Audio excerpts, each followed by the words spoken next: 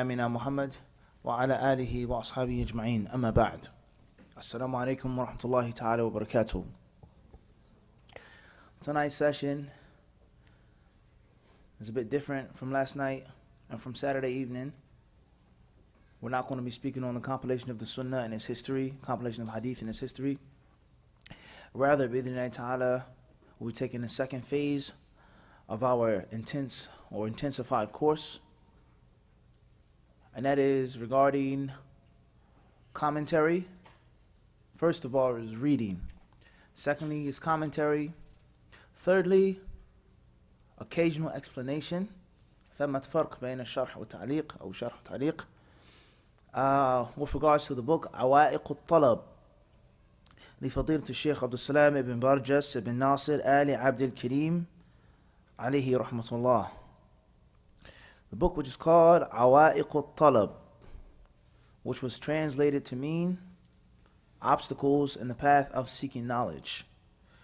The author is the late Sheikh Abdul Salam ibn Barjas Abdul Kareem. May Allah have mercy upon his soul. He died a few years back, supposedly in a car accident, I believe in Riyadh, Saudi Arabia. I never got a chance to meet the author in person. However, when I was in Medina, I got a chance to benefit a lot from his recorded lessons, many of his books. Rather, before Medina, when I was actually in Philadelphia, before I had left to Saudi Arabia, I'd heard about him and benefited from many of his recordings and books as well. So that being said, the name of the book is called Awaiq al-Talab.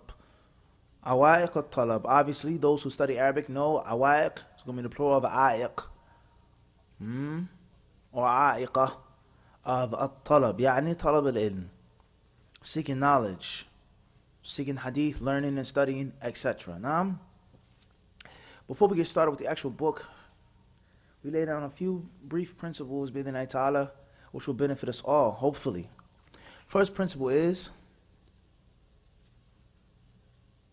before we actually get into the book, before we even actually get into the actual introduction of the book, a few basic principles. First is in being, we all know the importance of seeking knowledge. We all know the virtue of seeking knowledge. And most of us, I believe, know that there's a proper way to seek knowledge, just like there's an improper way to seek knowledge. Most of us know this, walillahi alhamd, based off of the efforts that many people have put forth. Efforts of scholars, ulama, mashayikh, efforts of talabat ilm, du'at, efforts of a'imma, khutaba, leaders of masjids, khatibs, da'is. It's well known the efforts that have been put forth with regards to the proper way of seeking knowledge and the improper way of seeking knowledge, the virtue of knowledge, the excellence of knowledge, the superiority of what? Of knowledge. But as we said before, that seeking ilm is a path which isn't short and which isn't necessarily easy. It isn't simple. Seeking knowledge, many aspects of it is very challenging. Very challenging. Maybe even difficult. Some aspects may even seem impossible. Certain levels. As we mentioned from the kalam of Ibn Abdul Barr rahimahullah, and also it's going to come in the book as well. He says that talab al-ilm, he says manaqil wa darajat. There's levels, stations, chambers of ilm. It's not just one level. Certain things are simple and easy, clear. Other things are challenging. Some things are difficult. Some things may even seem impossible. So with that being said, with regards to the importance and the virtue and the excellence of ilm, and there is a way to seek ilm, and a proper way and an improper way, the generality of those points aren't enough, aren't sufficient. We have to know in detail the proper way of seeking ilm. And we have to know the improper way of seeking ilm. We understand the general points, that's clear, the virtue of ilm. We understand the general way of the proper way of seeking ilm. Be sincere, travel, this, start off with that, etc. And many of us, if not most of us, also understand the general points of the improper way of seeking ilm. Stay away from this will mess you up, this will destroy your career in general. However, the tafsil or the tafsilat, tafasil, the details, the subtleties, the intricacies, the finely tuned points are the things that the real students of knowledge need and thrive off of. The general principle, the specifics, and the third level, he said, is the finely small things, daqiq. Okay, and that's what separates you from good, great, and elite. That's what separates from you doing something on the side, a hobby, and it being your profession, it being your career, it being your dream. That's what separates someone loving a thing and someone being in love with that thing. There's a difference. Hopefully these words are understood by Allah subhanahu wa ta'ala. So with regards to studying and learning, the generalities, they are the principles without a question. It's the foundation. And then you learn the details. And then if you want to continue to study and learn and increase and enhance and mature, you must, bi idhnillahi ta'ala, learn the finely tuned things. And that is the purpose of this, bi idhnillahi ta'ala, 3-day workshop. The purpose of this 3-day workshop is to learn what not to do, but not in general, in detail. Bi idhnillahi subhanahu wa ta'ala. And the book that we've chosen is considered to be our platform, our springboard, our launch pad. Doesn't mean that's the only thing that we're going to mention and speak about, but this is considered to be the asl, the basis. Bi idhnillahi ta'ala. We all know that oftentimes things become clear from their opposites. Things become clear from their opposites. One way of defining something or explaining something is actually speak on what it is, to talk about what it is. And oftentimes it's easier and simpler to tell a person what not to do. And tell a person what? What not to do. Don't do this, don't do that, don't do this, and you'll be fine. And this is a prophetic style. This is a prophetic style. The man asked the Prophet alayhi salatu wasalam, the hadith of Abdullah ibn Umar, was collected in a Sahih, Thabit al-Sahih. He says, Ma yalbasul muhrim. What should the pilgrim wear? What can the pilgrim wear? What to wear when I make Hajj and Umrah? The Prophet ﷺ never answered this question how he was asked. He says, La yalbasul muhrim. He says the muhrim, the pilgrim, is not to wear this. He's not to wear that. He's not to wear this. And at the end, the narration of Ibn Umar, one of them says, وَلَا تَنْتَقِبُ الْمَرْأَةُ الْمُحْرِمَةُ. And a woman who's in ihram is not to wear the niqab. She's not to wear the gloves, not to wear burnus, not to wear sirwal, not to wear qamis, etc. What's mentioned in the hadith of Abdullah ibn Umar.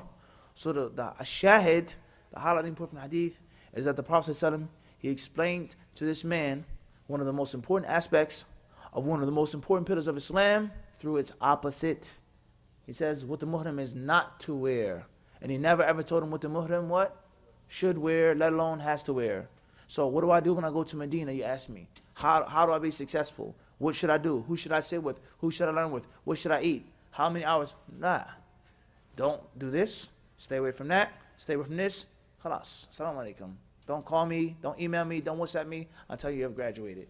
If you follow the points that I gave you to avoid the things that I told you to avoid, by Allah's permission, bidhnillahi, al-wahid al-ahad, you'll be successful. So oftentimes you become successful and you learn what a thing is, or you learn what to do through the what? Through the opposites, what not to do. Everything other than that, bismillah, you can do. Right, about clearing this or not? And it's very important, especially in the culture in which we live in 2018, in the East, but we're talking about our countries, focusing on our lands in the Western countries. What speaker should I listen to? What speaker can I listen to? What speaker can I take from? Who can I listen to? Who can I benefit from? You can benefit from this one and this one, this one, this one. Sometimes that's good.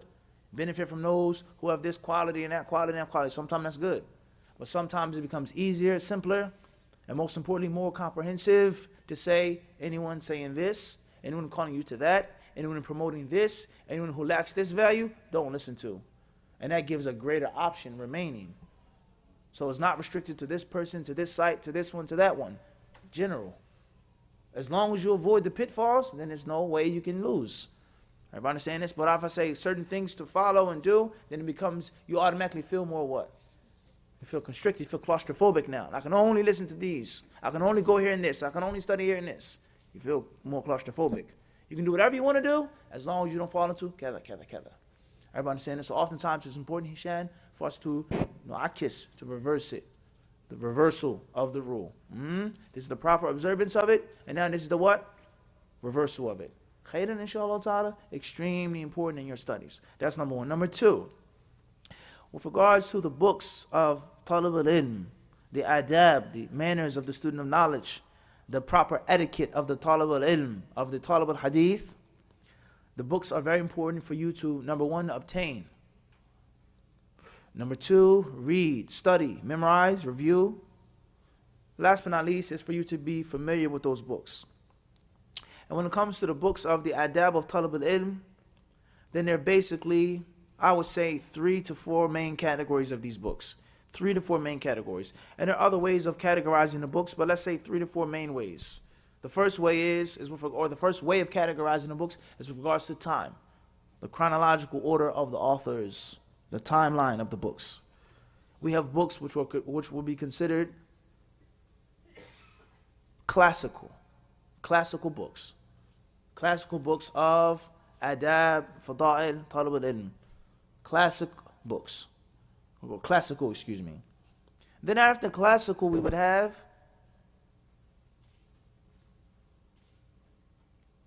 later books. Books of scholars who came later on. And among the books of the scholars who came later on are those which are classics, but they're not classical. There's a difference. You understand this? Between those two words. Classic could be modern. Classical is automatically, in most cases. Tayyib.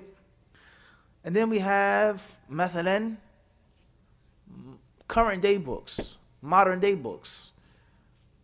So an example of a classic book, or excuse me, a classical book would be, Samir, Al-Rihla fi Talib al-Hadith, authored by Al-Khatib al-Baghdadi, rahimahullah. What year did he die in? What century was he from? 5th century, Al-Qarn al-Khamis, Ahsant. He died in the 5th century. So we have books older than him or not? Such as? By Abi Dawud, La Hada Dimn al-Sunan. Hada Dimn al-Sunan. That's included in the books of hadith. It's not, ليس مفردا. نتكلم عن المصنفات الخاصة المفردة.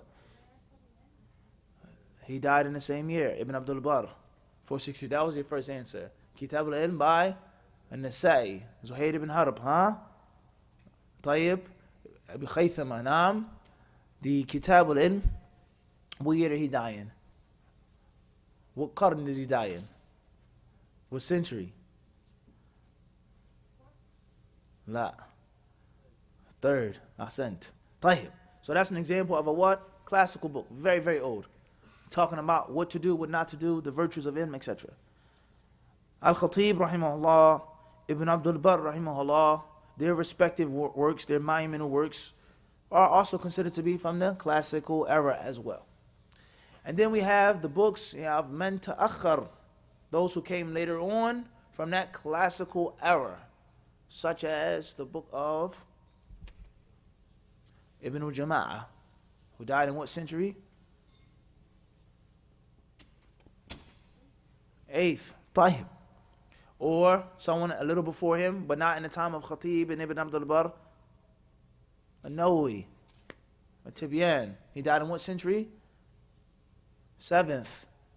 We said yesterday and we said Saturday that history and knowledge, history and hadith are like what?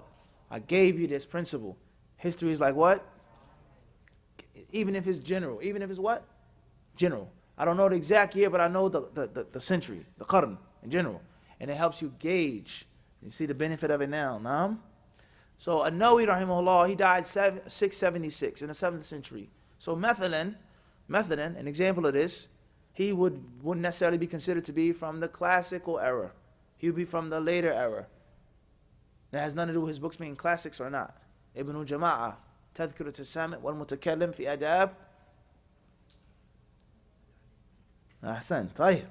And then we have Ibn al-Qayyim rahimahullah, Miftah Dar al-Sa'ada, for example. Even though he came after Nawawi. He died what year? Or what century? Ibn al-Qayyim?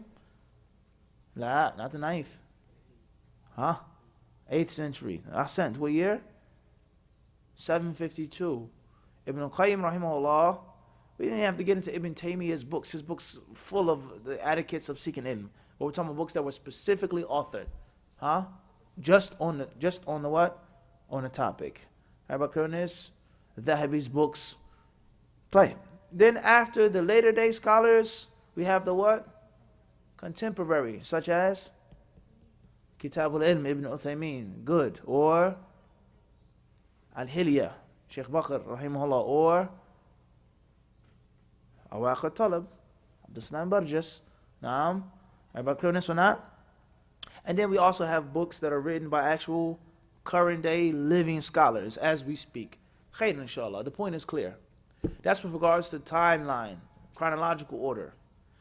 Then the next way of categorizing the books of Talab al-Ilm. So when you want to build a library, commonly asked question, how do I build a library? What books to start with? What books to buy first? One of the ways and styles of building a library is dealing with it from the aspect of history. I go to the bookstore and I find the oldest books on Adab Talab al-Ilm, buy them first. Does this mean these are the books that I'm reading at the time? Does this mean my Arabic is good enough to read this one's book? Doesn't necessarily mean that. We're not talking about studying the books yet. We're talking about building the library. Am I clear on this? One of the most commonly asked questions and one of the biggest pitfalls that many brothers make when they come to Medina. One of the biggest pitfalls is building a library, not building a library, buying books properly or improperly. You have brothers who have a lot of money, many pounds, British pounds. They spent buying a huge library, but he bought it the wrong way, in the incorrect way, without the proper order. We're not even getting to, did he study? Is he going to study? We're talking about actually purchasing. Everybody clear on this? Many brothers come from Canada, America. They don't buy books at all. There's no need for books. Kalas, I got the PDF right here. What do I need to spend money for? You know how much money it costs to get my books shipped from Saudi Arabia to America? You know how many boxes of books I want to have? From being there 5 years, 6 years, 10 years, 11 years. Everyone, it's a lot of books. It's a lot of tonnage. It's a lot of weight. So just have the PDF, the electronic version. There's no need to buy any books, let alone study them, let alone read them. And then there are those who are in the middle. Everybody understand this? So one of the ways of stacking your library and buying it is starting off with one subject.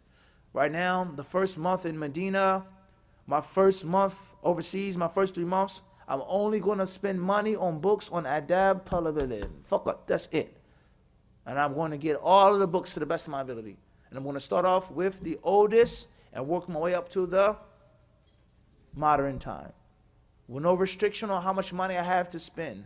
I have a good amount of money. I'm just going to go all out. So this is one of the ways of building your library. Is dealing with it from the issue of the chronological what? Order. Everybody clear on this? That's one way. Another way is to look at from the other taqsim, the other categorization of these types of books. There are books which are, number one, musnada, books that have the asanid, the chains of narration, in which everything, well, not everything, but most of what's being said in these books is reported with a sanad, with a chain of reporters. With a what? Chain of reporters. From the author to the person who's saying it. Whether it's the Prophet, whether it's Ibn Mas'ud, whether it's Sufyan, Thawri, etc. Everybody understand this? Such as what books? Jami'u Bayan al-Ilmi wa Fadlihi, Ibn Abdul Barr. So that's also an example of a book of what? That you can use for what? Takhrij. You say, Akhrajahu Ibn Abdul Barr fi al-Jami'. Rawahu Ibn Abdul Barr bi sanadin sahih. Because he has a sanad directly going back to the Prophet in that book. And you won't say, Akhrajahu an-Nawawi fi Tibyan. Because Nawawi's not quoting the sanad in that book. Everybody got this? We explained this. We said this the other day. Very important. Tight. With that being said, another example of those types of books is what? Al-Jami' lil-Khatib li-Akhlaq al-Rawi wa Adab al-Sami', in which is all of it is musnad, or Kitab al-Ilm, or وهكذا. وعلى هذا فقس. وعلى هذا إيش؟ فقس. Use that as your template. Clear on that? So a person can say, I'm going to start off by building my library, studying the books or obtaining the books with those that have the asanid. I want to be a person of hadith. I want to specialize in hadith. Everybody clear on this? Or a person can start off another way. A third way is start off with the ummahat, the mother books. The mother books, the most important books, the most substantial books. And then from there, he goes off to the current day books, the later books, which are basically all based off of the what? The mother books. Everything comes from the mother. Everybody understand this? She gives birth. And the family branches off. Everybody says the books of hadith. We said that the 3rd century is the golden era. Everybody understand this? Most of those other books are based off of or related or connected one way or another from the what? That 3rd century. Everybody clear on this or not? So I want to focus on buying them other books first. And then the Mukhtasar, then the Manzuma, then the Sharh Fulan. Ibn Uthaymeen's book is based off of this. Bakr Abu Zayd's book is based off of that. Wahakadha. Everybody clear on this or not? And another way of building your library with regards to Kutub Adab Talab al-Ilm is starting off with the books that you're actually studying. The Sheikh Fulan, he has the Dars on this in the Haram. Sheikh Alan, he has the Dars on this at his house, at his own personal masjid. And the university's Musalla. Tayyib, he has the Dars on this book. A Dawra. Qiblatain. Wahakadha. Tayyib. He did a sharh of it. Sheikh Fulan has a sharh of it. I'm listening to this one online, and that's how you start off. Ibn Abdul Barr's book, who's explaining that right now? So it's need for me to buy it. There's no need for me to buy it right now. Mathalan. Al-Jami' lil-Khatib. Who's explaining this book? Who's even dealing with this book? There's no need for me to what? Buy the book right now. That's not necessarily the best way of thinking, but it is a way. Hopefully that's clear. Everybody understand this? And the same applies to books of hadith, books of fiqh, books of aqidah, books of lughah. There's different ways of building and stacking your what? Your library. Everybody clear on this? As far as studying the books, what is the proper manhaji of studying the books? Then it's any book or any type of book or the books in general. It's crucial for you to understand as a student of knowledge that they aren't the same. They aren't all the same. They aren't all equal. They aren't meant to be. Different types of books, just like a toolbox. A hammer is not like a drill gun. A screwdriver is not like a file. Many of us, we wish to force the file to be like a screwdriver. That's a khata. It's just not, it's a different tool. Everybody understand this? It has a different purpose, a different usage. The more professional the carpenter, the plumber is, no doubt, he knows his tools what? Even better. He has different types of hammers, different types of drill guns, different types of screwdrivers. He has screwdrivers long, short, Phillips. This one, a screwdriver with regards to it being electrocuted. He has a finely detailed section of his toolkit just for what? Screwdrivers. And he tells the apprentice or the beginner, no, don't touch that. Don't fiddle with my stuff. Because he just looks at the screwdrivers. Screwdrivers. Everybody understand this? This is the concept of life. Why do we think it's different when it comes to Islam, when it comes to seeking knowledge? The book of Sheikh Fulan is just like the book of Sheikh Alan. No, it's a critical error. And it's going to cause you to fall into misunderstanding, misquoting, mispractice. So there are certain books with regards to adab talab al-ilm which are to be memorized. Yuhfadh or tuhfadh, memorized and reviewed. And you constantly go back to this one book. And there are other books which are meant just to be read. In which you say, or you can say, I've read the book, I completed it. Best. And there are other books that are only used not to be memorized, not to be read. They're only used for reference. When you're doing a project, when you're doing a bahth, an essay, you have a khutbah to prepare, you need an effort. I read one day that Imam Ahmed said this and he said that. Let me go back to it, or let me see where I can find this statement. Some people say that Imam Ahmed, when he was sick, when he was dying, he made 250 raka'ah a day. Nafila. Not when he was healthy and strong, when he was sick and dying, he reduced his extra prayers to 250. It's a lot, When he's sick, how many healthy people pray like that? Is that the sunnah? That's not the point. I'm not going to get into that right now. The point is, where do I find this statement or the story of Imam Ahmed? So you may go back to the shelf in the section of Adab, Talab al-Ilm, the Muhaddithin, and look for it and search for it. It's only meant for referencing. Everybody understand this? Everybody clear on this or not? So we have books that are made to be memorized, books that are made to be read once, books that are made to be continually read, books that are only there for what? Reference. Only there for reference. Everybody clear on this or not? Using when you need them, and then they go back on the shelf. Also, as we said, with regards to the books of Talab al-Ilm, there are those which are long and extensive, exhaustive. There are those that are short, Kutayyibat, Rasail, short and sweet, quick, easy. There are certain books that are written in a very understandable, intelligible language. And there are other books in which the language is burdensome. It's very high, eloquent writing style. And it has nothing to do with the error. You may find a book of Khatib al-Baghdadi easier than the book of Bakr Abu Zayd. If you actually read the book of Bakr Abu Zayd, his lugha is not simple, easy lugha. Anyone who's really actually read the book, all of Sheikh Bakr Rahimahullah's books, his language was no joke. It was no joke. And many brothers overseas, they find it very difficult reading and understanding his books.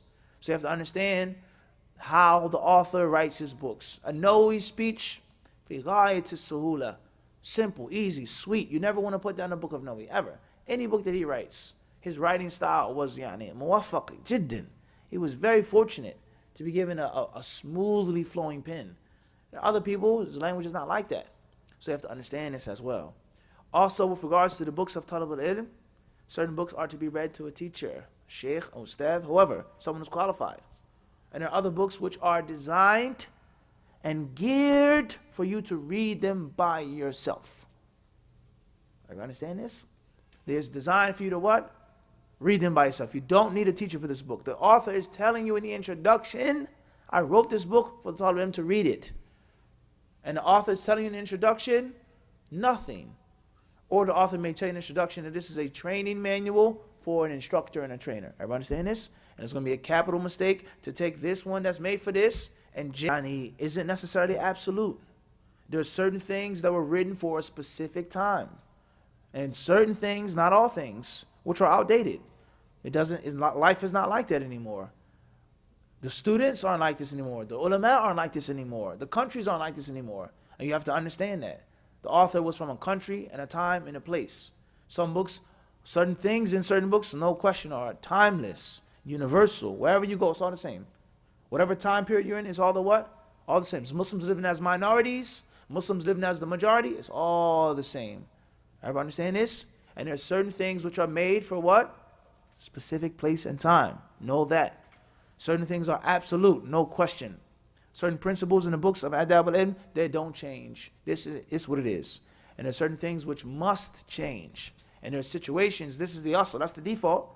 Reading it like this, studying like that, don't travel until you're this age, that's the asl. But there are certain situations and scenarios in which you go against the asl. And this is very important when you study fiqh and usul al-fiqh and qawaid fiqh, that the qawaid have istithna'at. There are exceptions to these major rules. There are exceptions to what? To rules. Everybody clear on this or not? Tayyib. Also is the writing style of the authors. There's some of the people of knowledge who wrote books just with the hadith of the Prophet ﷺ, or the hadith of the Prophet and the kalam of the Sahaba and the Tabi'een. That's it. The Salaf. Certain people, they quoted from other scholars who came later on. Naam? Everybody understand this? Let alone the fact that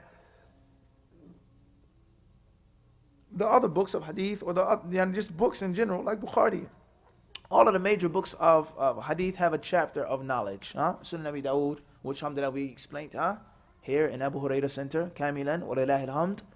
Tirmidhi, Muslim, Bukhari, the main books have a chapter on ilm. And that's a whole nother long discussion, how to study those books, how to benefit from those books. Right now we're just talking about the separate authored works. Khairan, inshallah. Last but not least, what we want to read in this book and many books, if you read a statement of a sahabi, or a statement of a tabi'i, or a statement of an alim, Ibn al-Jawzi, he said this, Ibn Qayyim said you can't do this, that's improper.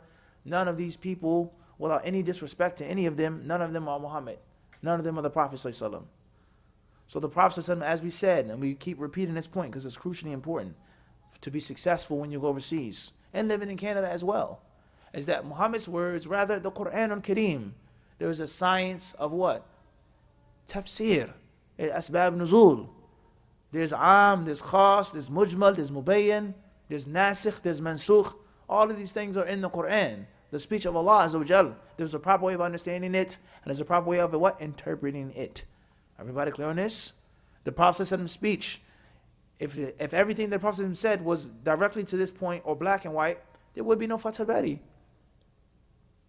There would be no Tamheed, Sharh Muwatta. So if this is the speech of Allah and the speech of the Prophet, فَمَا ظَنُّكَ, what do you think about the speech of a Sahabi or Nawawi or Thawri or this one or that one? If Muhammad's speech is understood and interpreted, certain things are clear and simple. Certain things need interpretation and understanding. Everybody clear on this or not? If that's the speech of the Prophet of Islam, if that's the Quran, then what is the speech with regards to Imam Ahmad, or thodi, or this one or that one. So many of us, we've been afflicted with this disease of taking things absolutely to the T, as if they were hujjah. It's not legal authority, it's not dalil. What Ibn Uyayna, rahimahullah, said, that great alim, is not a dalil. If it's in accordance with the Kitab and the Sunnah, then it's a beautiful thing to take. It helps you, it assists you. If it's against the Kitab and the Sunnah, then we say what? Rahimahullah Sufyan. Allah have mercy upon him. Kitab and Sunnah. Everybody understand this or not? Everybody clear this or not? Very important for us to understand this. Everybody understand this? Let alone the fact that it isn't a dalil in itself, is that there are times in which the speech of Ibn Uyayna or this one or that one is what?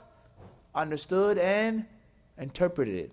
Last but not least is, with regards to what we find in these books of athar and things like this, if you want to take to the T what Imam Ahmad said regarding seeking knowledge and talab al-hadith, then what should you do? You should take all of it. Take the whole entire way of Imam Ahmad or Ibn Uyayna, and not just that which is convenient and simple, that which suits your desires. Everybody clear on this? That's one of the major problems that we have in the world today. It's not just the Western countries. I don't believe in that speech. I don't believe that that's correct. People always try to bash the Western countries. It's a problem with zina in this country. It's a problem with divorce. It's all around the world. Are certain places worse? Yes, no question. Were we saying that Canada is like Saudi with regards to certain problems? No. No one with two eyes would say that. But there are certain things which are what? Universal epidemics. Everybody clear on this? And you don't just keep bashing the Western country. You live here, you go there, you'll see the same thing, if not worse. Muslims not praying. Allah are they Muslims? Everybody understand the point we're trying to get to? This is widespread problems. Everybody clear on this? So misunderstanding the speech of the ulama, abusing the speech of the ulama, misunderstanding the speech of the Salaf al-Salih, abusing it, even that which is properly understood, but just abusing it. This is the correct understanding of Ibn Uyayna's kalam. No doubt, that's what he said. Clear as that. But it's not a dalil. And if it was a dalil, you cannot abuse it and use it and force it upon someone, let alone the other things that Sufyan ibn Uyayna what?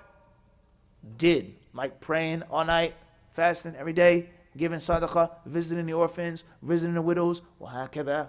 I understand this? Wallahi, we haven't seen you do anything of the other things that Ibn Uyayna used to do. But in the car, he said what? Or even worse than that, if I can't even pronounce his name. This is a problem. This is a what? It's a problem. It's a huge problem that we've been afflicted with. Only Allah knows how many bright students, talented brothers and sisters became lost. Went overseas, became lost. They came back as a wrath upon their communities, a wrath upon their families. And this is one of the stigmas that we live with now. They say, I don't want my son going overseas. Look what happened to him. I don't want my daughter going and studying. Look what happened to her. I don't want this. No, you got to finish school first. You have to do this first. They try to divert you from the path because of the bitter taste that many people have experienced. My son was a beautiful son. He would sit with me, eat breakfast with me. We would read the Quran together. He went overseas. He came back. Everything's haram. Everything's bid'ah. Everything's shirk. I'm an evil, sinful, horrible woman. You don't think she has girlfriends, older sisters she talks to, crying to? This is what happened to my son. They brainwashed my son. And then she's going to say the same to you when you say, I want to go overseas. This is dangerous. So you have to be very careful of this. Khair, inshallah. Those are the most important muqaddimat that we wish to mention right now. Let's get started. It says here that the book was printed in 1413. An-Nashratul Ula. This says this was the first print of the book in 1413. The book is printed by Dar al-Asima and Dar al-Hadith, both in Riyadh, Saudi Arabia. The author mentions the brief introduction, where the book came from. He wrote it in 1412. And the goal is, bid'nillahi ta'ala, we have 106 pages here. The goal is, if Allah allows us, to finish the entire reading of the book and the entire commentary and explanation and course, hopefully, bid'nillahi ta'ala, in 2 days. Bid'nillah, tonight and tomorrow, to finish early. Inshallah, the way on Wednesday, we can make review or something else, whatever the case may be. We want to, bid'nillahi ta'ala, move, inshallah. Tayyib? So, if I talk a little fast, or I read a little fast, or if it's a bit difficult, this and that, please try your best to be patient, inshallah ta'ala. Khairan, and this is the energy with which you run an intensive course. الدورات العلمية المكثفة in Saudi, they was not slow and simple. They're flying through the matan because they have a goal. That's why it's intensive. And then the normal regular classes are هكذا. خير inshallah. So let's get started with the introduction. بإذن الله تعالى. Our first volunteer will be, who volunteers to read? Anybody? So you guys want me to speak and read and explain? It's not a bit. طيب خير إن شاء الله. بسم الله.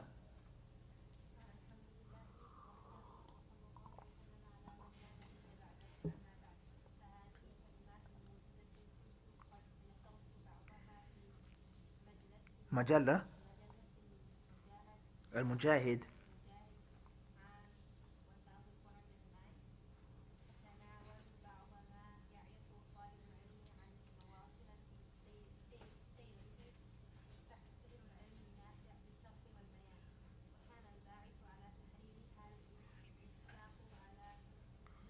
نهضتنا.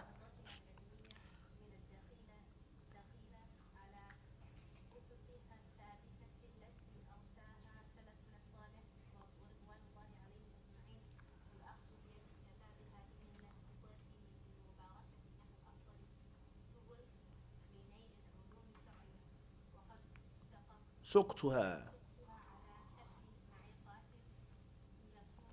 ليكون.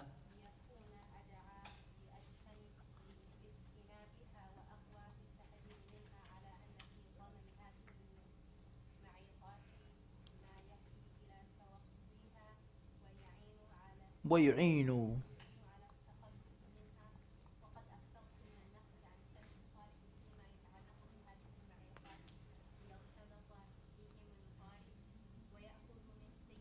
ويأخذ.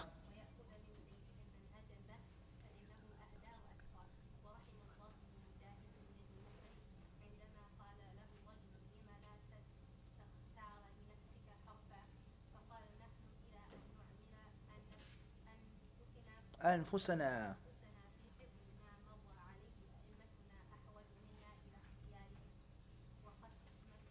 وختمتها.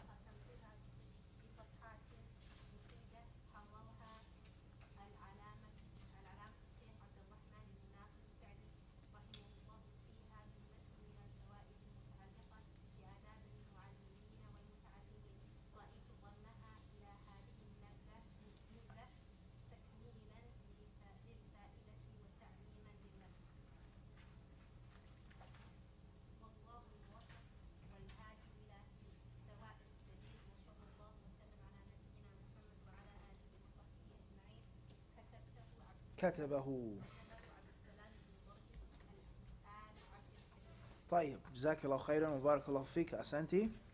The introduction, the author basically says the reason why he wrote the book. سبب تأليف الكتاب.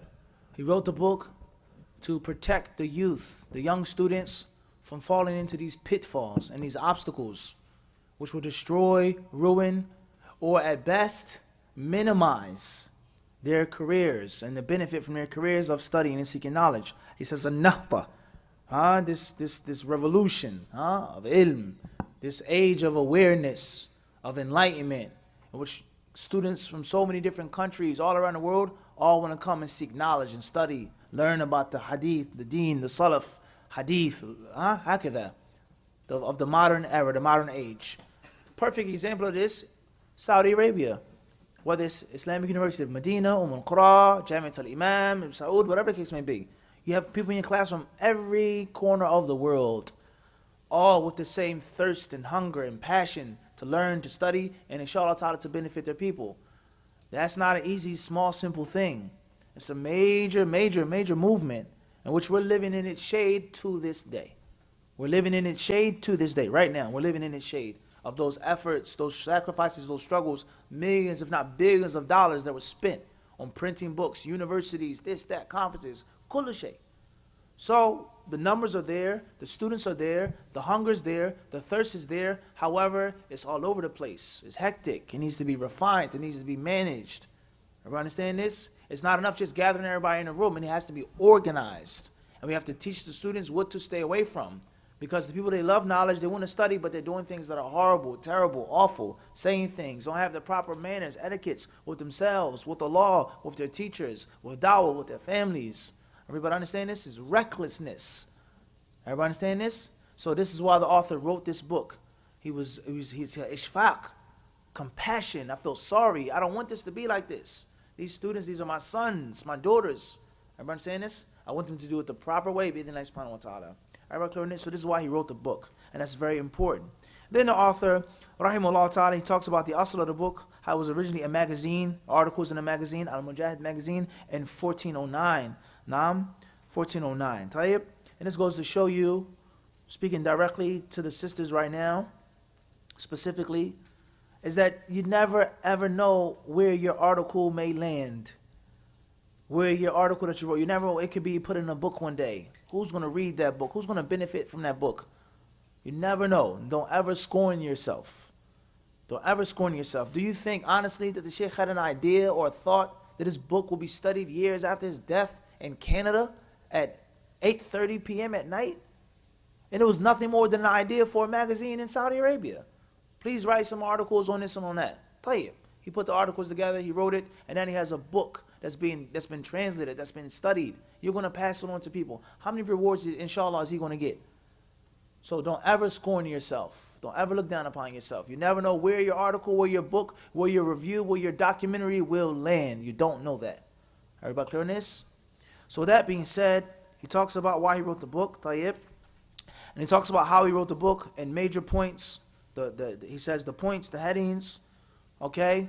He says, and in the chapters, in the points, there's more than enough information to avoid that problem. And he says, I made a great deal of quotation from the Salaf al-Salih in order for the student to be connected to them, and understanding the religion and seeking ilm upon their way. Then he goes on to say, because they were more guided and they were more pious. Khairan, inshallah, with regards to taking the example of the early Muslims. And he says, and in the end I added a supplement. Naam, I added a supplement to the book, an index or an appendix, whatever you would like to call it, with regards to the kalam of Shaykh Abdurrahman ibn Sa'di, rahimahullah, the author of the tafsir, in which he had beautiful speech, beautiful gems, some of them we read, with regards to the etiquettes of teachers and the etiquettes of learners. He added that as a supplement to his book. Khayran, inshallah. Tayyib. And this book, or that was written in 1412. Let's get started with al-Ariq al-Awwal. Bismillah. Who's our reader? Bismillah. Tataraham al-Muallif. Seek mercy, the Allah's mercy for the author. You benefit from his book. The least you can do.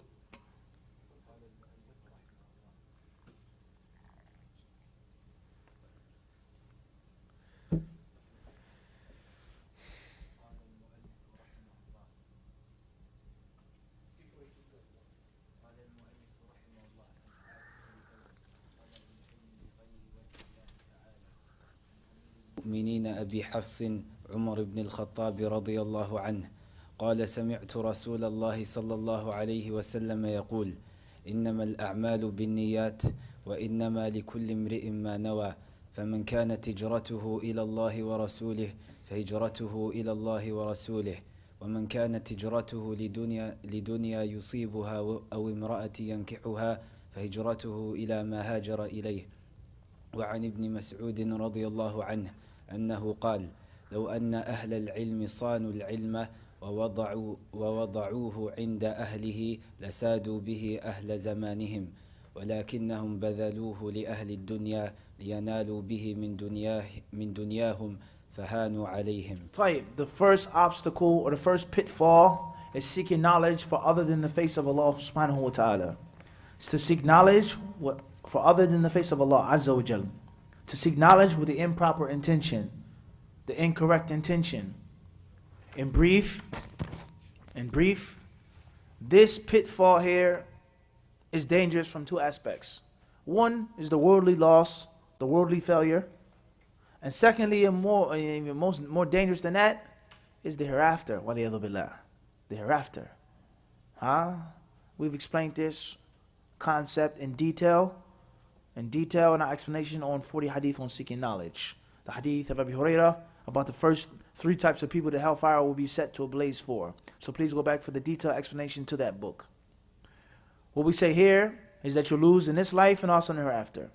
Secondly is seeking knowledge for other than Allah subhanahu wa ta'ala has many reasons, many different colors, forms and shapes, sizes, and manifestations. Seeking knowledge for money, seeking knowledge for women, seeking knowledge for a brother to marry me. He thinks that I'm studious. Seeking knowledge just to please my parents. Seeking knowledge to show my superiority over you. I'm smarter than you. Many, many manifestations of this first obstacle is not having the proper intention, or with a more accurate wording is seeking knowledge for other than Allah subhanahu wa ta'ala, because the proper intention is different. It's something else. I'm sincere for Allah, but it doesn't mean I have the proper intention. Other intentions to seek ilm. I want to seek knowledge just for myself, just for me to learn. Go to Saudi Arabia, I buy a huge, gigantic library, and I just sit in my house, and that's it. That's the improper intention as well. Even though the person is not doing it to show off.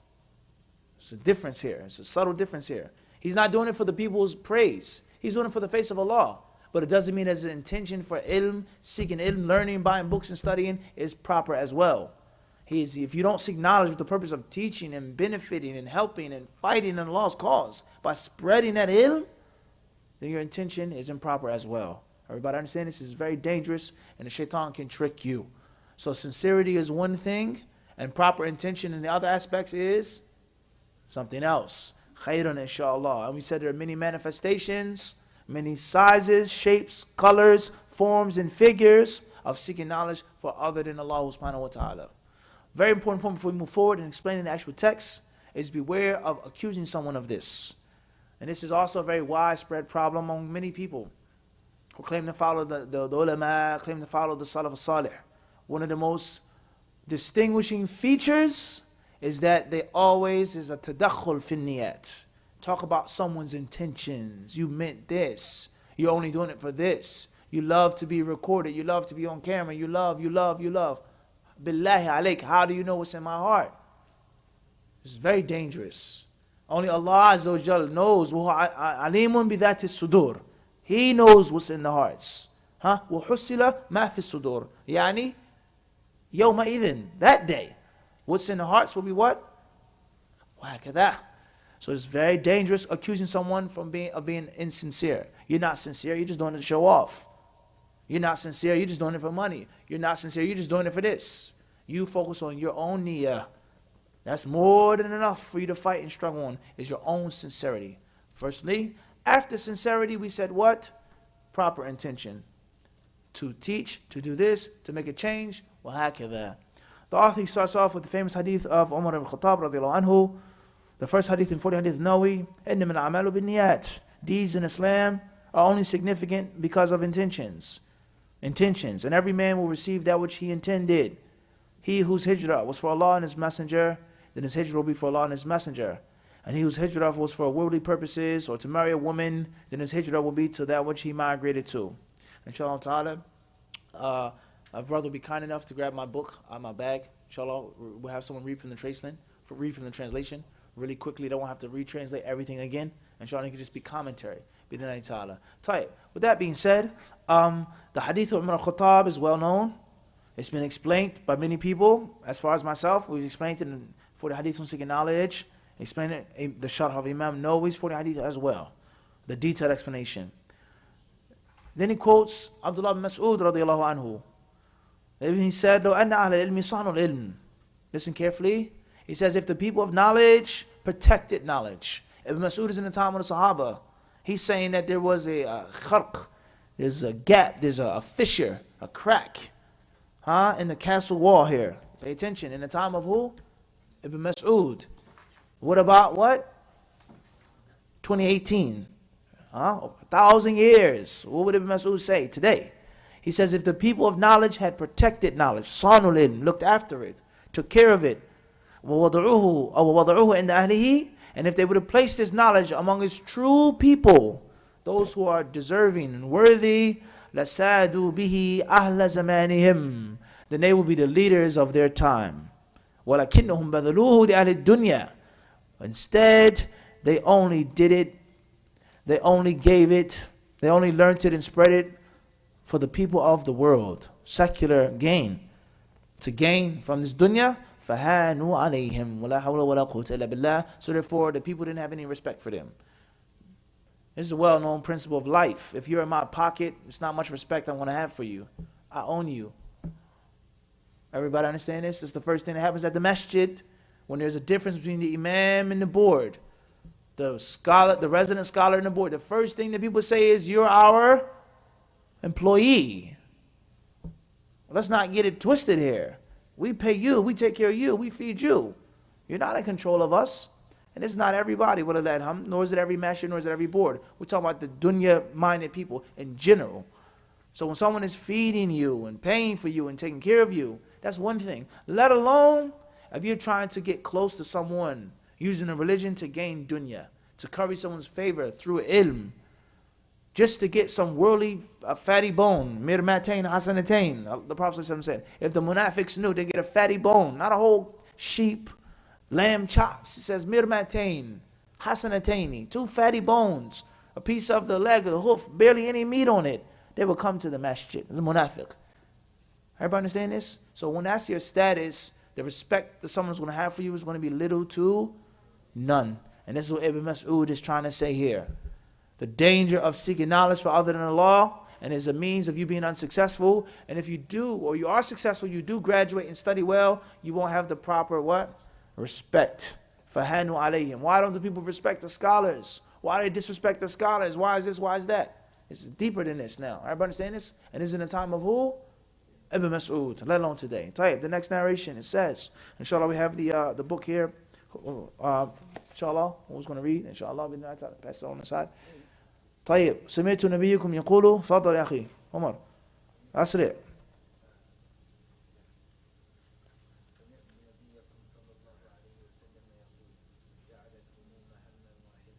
كيف هذا؟ قال كيف هذا؟ سمعت نبيكم يقول كيف هذا؟ كيف عن وعن ابن مسعود. طيب هذا طيب تفضل كمل. فهمت الآن كيف الأثر؟ هذه تكملة. تفضل كمل. سمعت نبيكم صلى الله عليه وسلم يقول من جعل الهموم هما واحدا هم آخرته كفاه الله هم دنياه ومن تشعبت به الهموم في أحوال ومن تشعبت به الهموم في أحوال الدنيا لم يبال الله في أي أوديتها هلك. إن أحق ما اعتنى طالب العلم به معالجة النية وتعهدها بالإصلاح وحمايتها من الفساد وذلك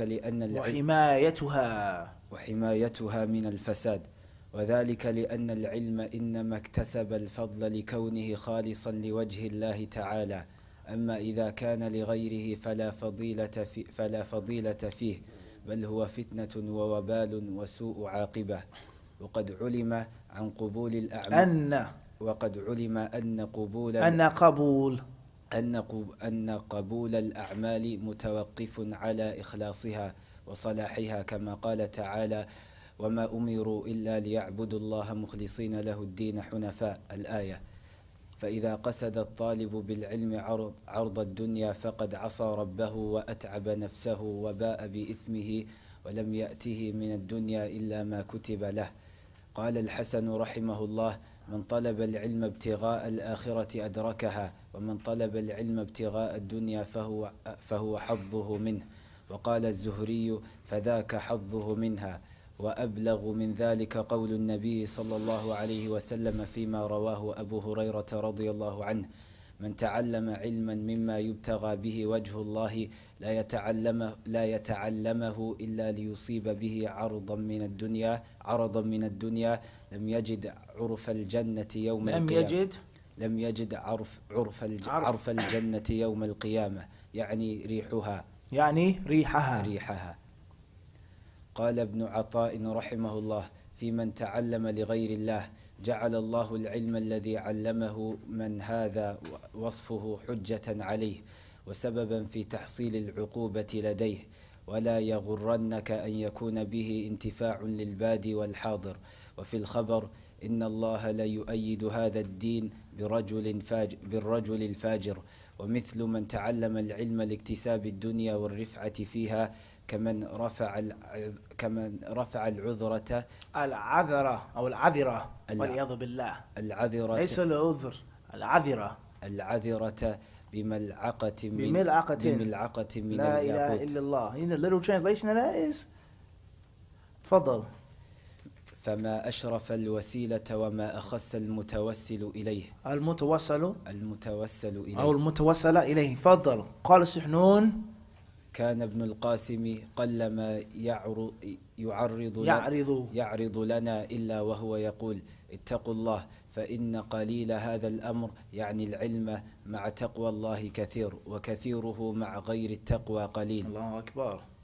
وقال يوسف بن الحسين سمعت ذنون المصري يقول كان العلماء يتواعظون بثلاث ويكتب بعضهم إلى بعض: من أحسن سريرته أحسن الله علانيته، ومن أصلح ما بينه وبين الله أصلح الله ما بينه وبين الناس، ومن أصلح أمر آخرته أصلح الله أمر دنياه.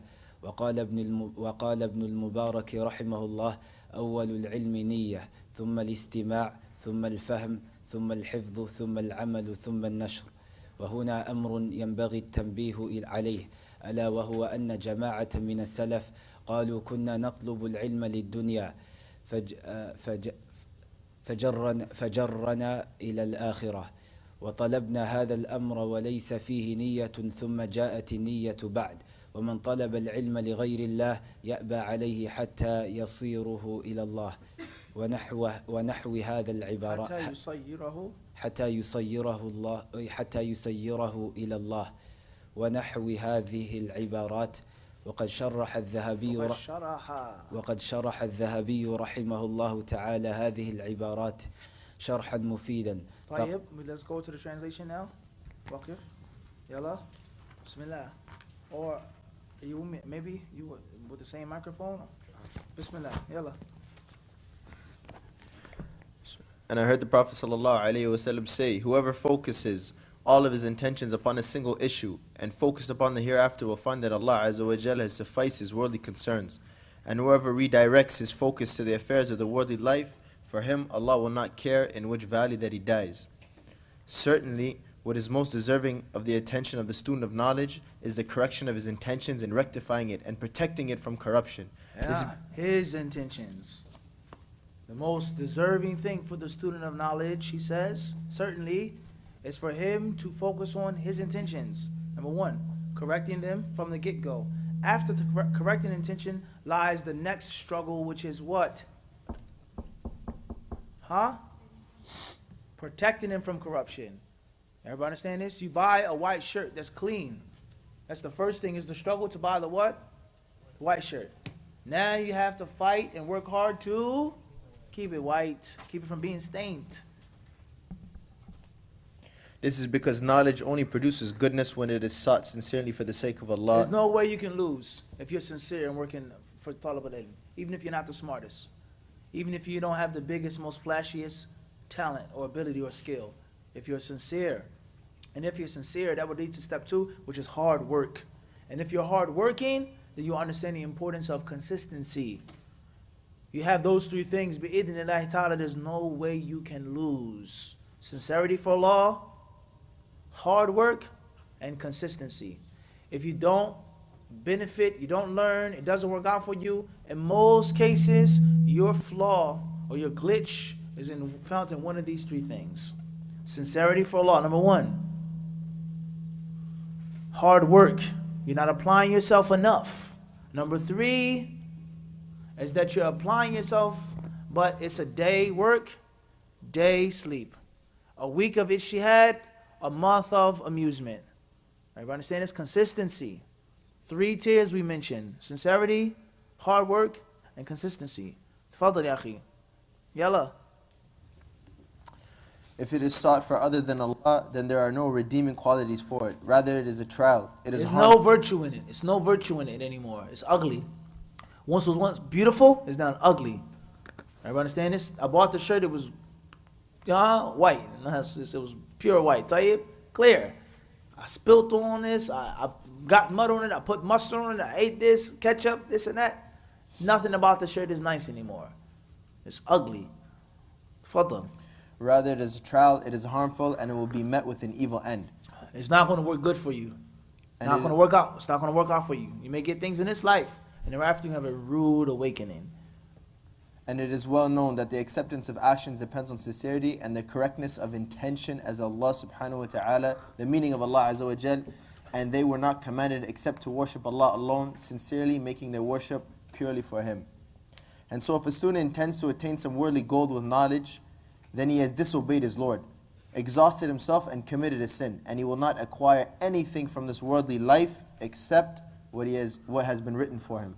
Al-Hasan rahimullah said, whoever seeks knowledge in pursuit of the hereafter will acquire it, and whoever seeks knowledge in pursuit of worldly matters will only receive his share of it. Az-Zuhri rahimullah said, so that will be his share. And even more explicit than that was the statement of the Prophet ﷺ, as was narrated by Abu Hurairah radiyallahu anhu, who said, whoever seeks knowledge, that should be sought for the sake of Allah for no other reason except that he seeks some worldly gain, will not smell the arf, meaning the scent of paradise on the day of resurrection. Ibn Atta rahimullah said concerning the one who seeks knowledge for other than Allah, Allah has made the knowledge of the one for whom this description applies an argument against him and a reason for him to be punished by Allah.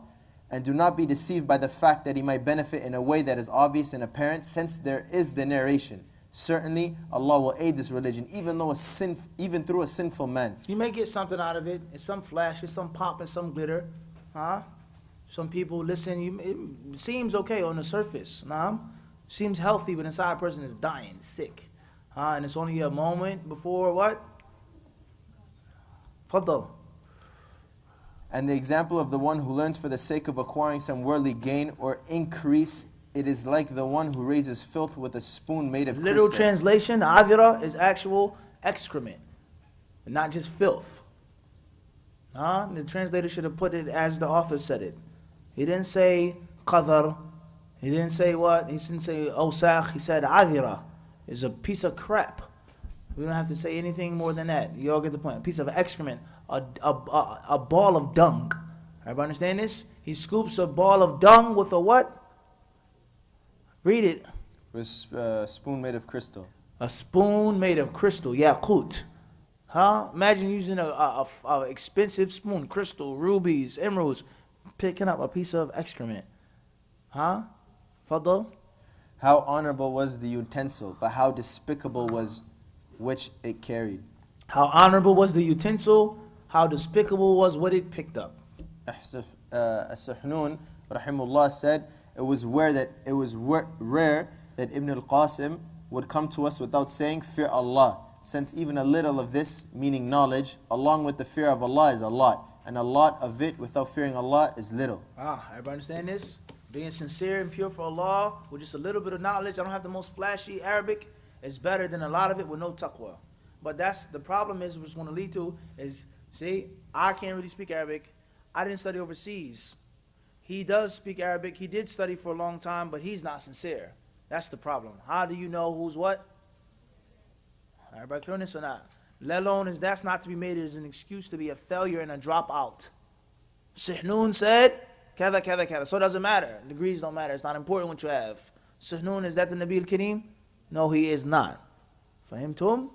It's not an excuse, but that's the reality of the situation. Somebody that's sincere, is doing it in a proper way, purely for Allah, hardworking, consistent, that may take him further than someone who's flashy. Everybody understand this? Khairan, faddal.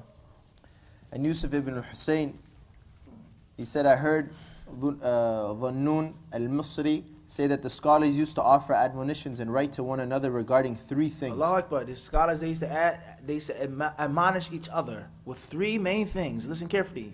Whoever rectifies himself internally, Allah will make him upright externally as well. And whoever rectifies whatever is between himself and Allah, then Allah will rectify whatever is between him and the people. And whoever rectifies the matter of his hereafter, then Allah will rectify his worldly life. And Ibn Mubarak, rahimahullah, said, the first part of knowledge is the intention, then listening, then understanding, then memorizing, then acting upon it, and then spreading it. Golden words right there. Golden words. It's a slogan. It could be a mantra of your school, of your institute, your YouTube channel, your website. First knowledge is proper intention. Then is to listen. Is to what? Then to understand. One could also say what? Empty the cup. That's the first step. Is to listen. How can you listen if you're talking? How can you listen and talk at the same time? How can you learn and argue and debate at the what? At the same time? Well, I can, but well, can't do that. It doesn't work. Intention, listening, understanding. After understanding is memorization. And obviously this is not absolute. It doesn't mean you can't memorize first and then understand. It's not the speech of Prophet ﷺ. And even if it was the speech of the Prophet ﷺ, there is وَهَكَذَا. Then is action. Then is what? Spreading knowledge. What good is the knowledge if it just stays where it is? The purpose of money is to be what? Spent. It's the only purpose of working. It's to do what? It's to spend it on yourself and on the people that are around you. You can't take the money to the grave. And the beauty of knowledge is that you benefit from it in this life and you also take it with you to the grave. Everybody understand this? So that's the best money, the best wealth is the wealth of ilm. Everybody understand this? And the more you spend from your account, the richer you become. Everybody understand this? The more knowledge that you teach, the more knowledgeable you become. And that's every time you teach a class or a khutbah, that's review for yourself. And it allows you to understand it even better, more thoroughly. You get a different dimension that you didn't get it. I read this hadith 20 years ago. Now I understand it in a different way. هكذا. تفضل. وهنا أمر. And quickly. And Ibn Mubarak rahimahullah also said, there is nothing superior to seeking knowledge for Allah, and there is nothing more. Slow down. No. Go back. The first knowledge is? The first part of knowledge is the intention. All right, now stop. Next sentence is? Then listening. No. Finish that quote. Next quote is? Ibn Mubarak also said, there's a discrepancy here. Pass me the translation. It's not here in this version, right?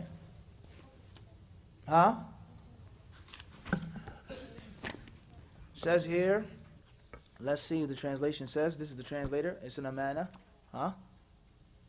Translation. Dar al-Ilm Publications. Translator is Abu Layth Qasim ibn Agray Mutiva. Reviewed and edited by Dar al-Ilm Publications. Dar al-Ilm Publications address Dar al-Ilm 5020 Germantown Avenue, Philadelphia. In 2014, the book was translated by the listed translator Abu Layth Qasim ibn Agray. I hope I'm pronouncing it correctly. Mutiva. Type. Let's see if he mentions what book he used to translate it. Says here, biography of Sheikh Abdul Salam Burgess, rahimahullah.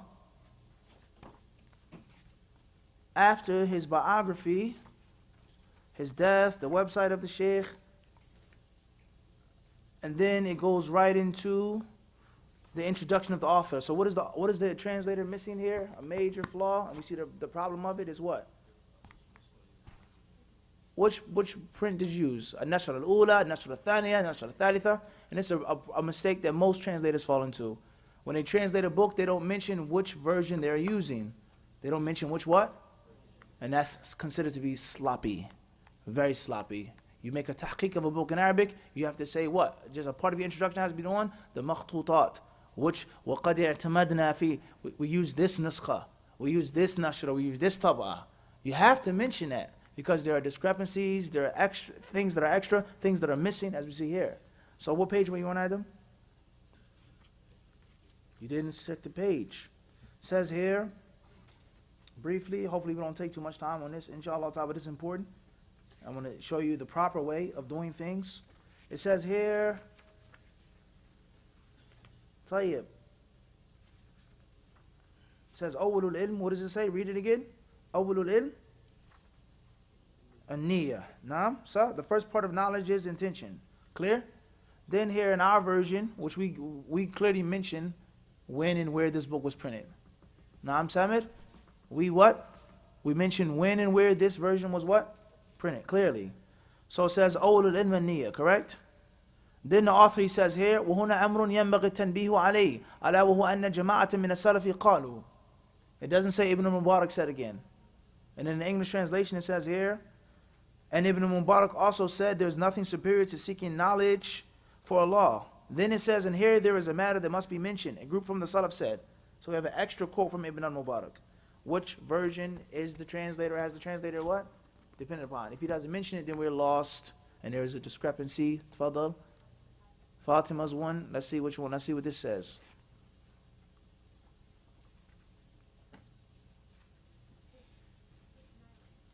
Doesn't matter the page. This says Awaq al-Talab. Alright? Says here Dar al-Mustaqbal and Dar al-Athariya. Right? See what it says. This one says what?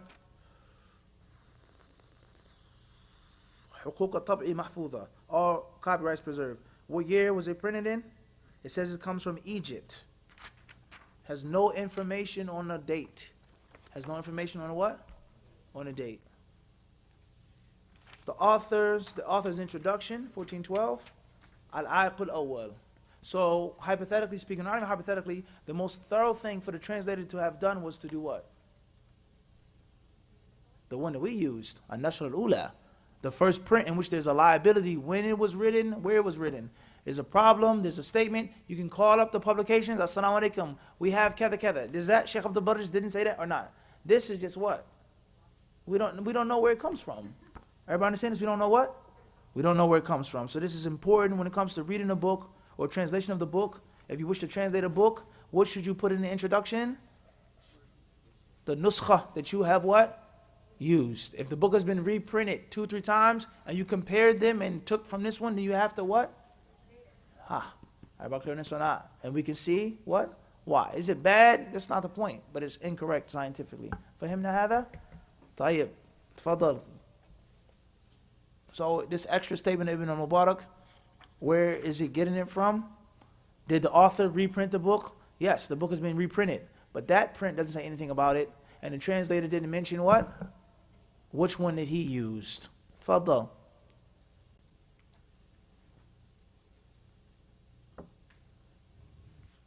وهنا أمر. يلا أخي. Ibn Mubarak. Don't read that. We can't verify that right now. And there is a matter that must be mentioned. A group from the Salaf said, we used to seek knowledge from worldly reasons, then we became drawn to the hereafter. And when we sought this knowledge without an intention, then the intention came afterwards. And whoever seeks knowledge for other than Allah will be prevented from it until it drives him to Allah. As well as others expressions that are similar to these, Al-Dhahabi rahimullah has offered a beneficial explanation for these expressions when he said about the statement of Ma'mar ibn Rashid rahimullah. It used to be said that a man would seek knowledge for other than Allah and it would be prevented from him until it was sought for Allah. Yes, this is how it would initially be sought, and the main incentive was What the he's love of saying knowledge. here is, what he's saying here is, these narrations say, some of the Sahaba said, we used to seek knowledge and it wasn't for Allah subhanahu wa ta'ala. We explained this in Ottawa, at the university, about the pure, sheer love of knowledge, love of reading, the hatred of ignorance. And then after some time, the sincere, proper intention, what? Comes. But we don't have to go that far, because those statements of the Sahaba are not the words of... See the problem, how problematic it becomes? The Prophet ﷺ, he said what? إِنَّمَا الْعَمَلُ بِالنِّيَّةِ مَنْ تَعَلَّمَ عِلْمًا مِمَّا يُبْتَغَى بِهِ وَجْهُ اللَّهِ, etc. Understands? The Prophet's words teach us to have the niyyah when? First. Everybody understand this? How dangerous it is. To just take a statement of other than the Prophet and use it absolutely. Because based off of this reckless mentality, the Sahaba said we sought knowledge without an intention. So I can clearly now seek knowledge with? And then later on the intention will what? Will come. Everybody understand this? The Sunnah teaches us something which is clear and simple, which is what? Everybody understand the point? Tight, moving forward. So Dhahabi rahimahullah, he explains this. We'll make some summary here. And then he goes on to mention a few other stories. Bi'idhnillahi subhanahu wa ta'ala. What's important is, brothers and sisters, he mentioned some inaccuracies and some incorrect understandings with regards to taqwa, then knowledge. وَقَدْ سَمِعْنَا بِهَذَا وَاتَّقُوا اللَّهَ وَيُعَلِّمُكُمُ اللَّهِ. So one may say, I can be pious first, then teach me. No. knowledge first, then is the what?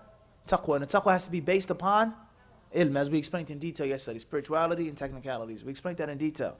The author, he then says here, we're coming to the end of the first chapter. He says, نعم يطلب أولا والحامل له حب العلم وحب إزالة الجهل وحب الوظائف ونحو ذلك ولم يكن علم أو علم وجوب الخاص فيه ولا صدق النية فإذا علم حاسب نفسه وخاف من وبال قصده فتجيئه النية الصالحة كلها أو بعضها وقد يتوب من نية الفاسدة ويندم وعلامة ذلك أنه يقصر من الدعاوي وحب المناظرة ومن قصد التكثر بعلمه ويزري على نفسه فإن تكثر أو قال أنا أعلم من فلان فبعدا له. Al-Dhahabi, he says, yes, somebody may seek knowledge, and the first reason why seeking knowledge is pure love of knowledge, like we just explained, and hatred of ignorance, like we just explained. Listen carefully, he says, in love of wada'if, positions, a teacher, a leader, a president, this and that, and things like this. And he doesn't know that it's obligatory to have sincerity in seeking knowledge. كيف خفي عليه هذا? How is that even hidden? Everybody understand this? How is that even what? Hidden. Everybody understand this? How is that even what? Hidden from day one. Everybody clear on this? What's important is he knows that one has to seek knowledge for Allah subhanahu wa ta'ala. And then he's afraid that he'll end up in disaster and he gets the proper intention. He says all of it or some of it. كيف هذا الكلام? كيف يوجه هذا الكلام? How does we understand this? That a person started seeking knowledge and he didn't know that he had to be what? Is that hidden to anybody today in our times? It's very, very difficult. And then he says all of the proper intention comes or what? Some of it. So what happens to the rest of the intention that's not proper? Kayf. Everybody understand this speech? This is interesting here. He then says, and then he makes repentance. Well, he could possibly make repentance from his improper intention and have regret. And have what? Regret. I wasn't doing it right then. And the sign of this is that he avoids claims. So listen to this carefully. The kalam of Dhahabi rahimahullah is that he avoids what? A da'awi. I know this, I got this, I'm the best at this, I'm this, I'm this, I'm this. He avoids what? Claiming things. He avoids what he said? Claiming. And he in the love of debating and arguing. And the intention, he says, وَمِنْ قَصْدِ التَّكَثُّرْ بِعِلْمِهِ وَمِنْ قَصْدِ التَّكَثُّرْ بِعِلْمِهِ وَإِزْرَاء طيب. He says, and just for a person just gain knowledge just to have more of it, for no other reason, no other purpose. Looking down upon oneself. فَإِن تَكَثَّرَ.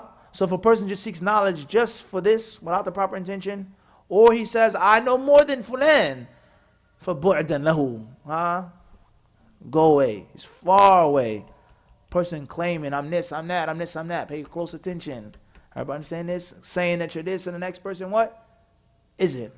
Moving forward. ومن ذلك ما يذكره بعض القصاص أن رجلا خطب امرأة ذات منصب وجمال فأبت لفقره وقلة حسبه ففكر بأي الأمرين ينالها أبي المال أم الحسب فاختار الحسب وطلب له العلم حتى أصبح ذا مكانة فبعثت إليه المرأة تعرض نفسها فقال لا أثر على العلم شيئا.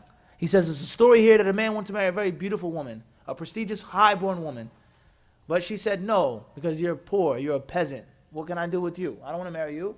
You have nothing for me. So he sat down and thought, how can I get this beautiful, prestigious woman? Can I get her through money? Can I get her through lineage? Obviously, he can't change his lineage. Many people in history, many great historical figures, they have covered up their lineage through money or other means. I'm the son of this one. Actually, you're the son of a bread maker and not of a great warrior or a great poet or a great artist. It's well known in history. Even to this day, many people, they pay money to do what? To erase their history. And then I'll have this nobility or this background. So this man here, he says, I'll seek knowledge through what? He's with wealth. And he's طَلَبَ لَهُ الْعِلْمِ. And the way of me getting this wealth is through seeking what? Knowledge. So then when he became... he says, أصبح ذا مكانة. He became strong, powerful.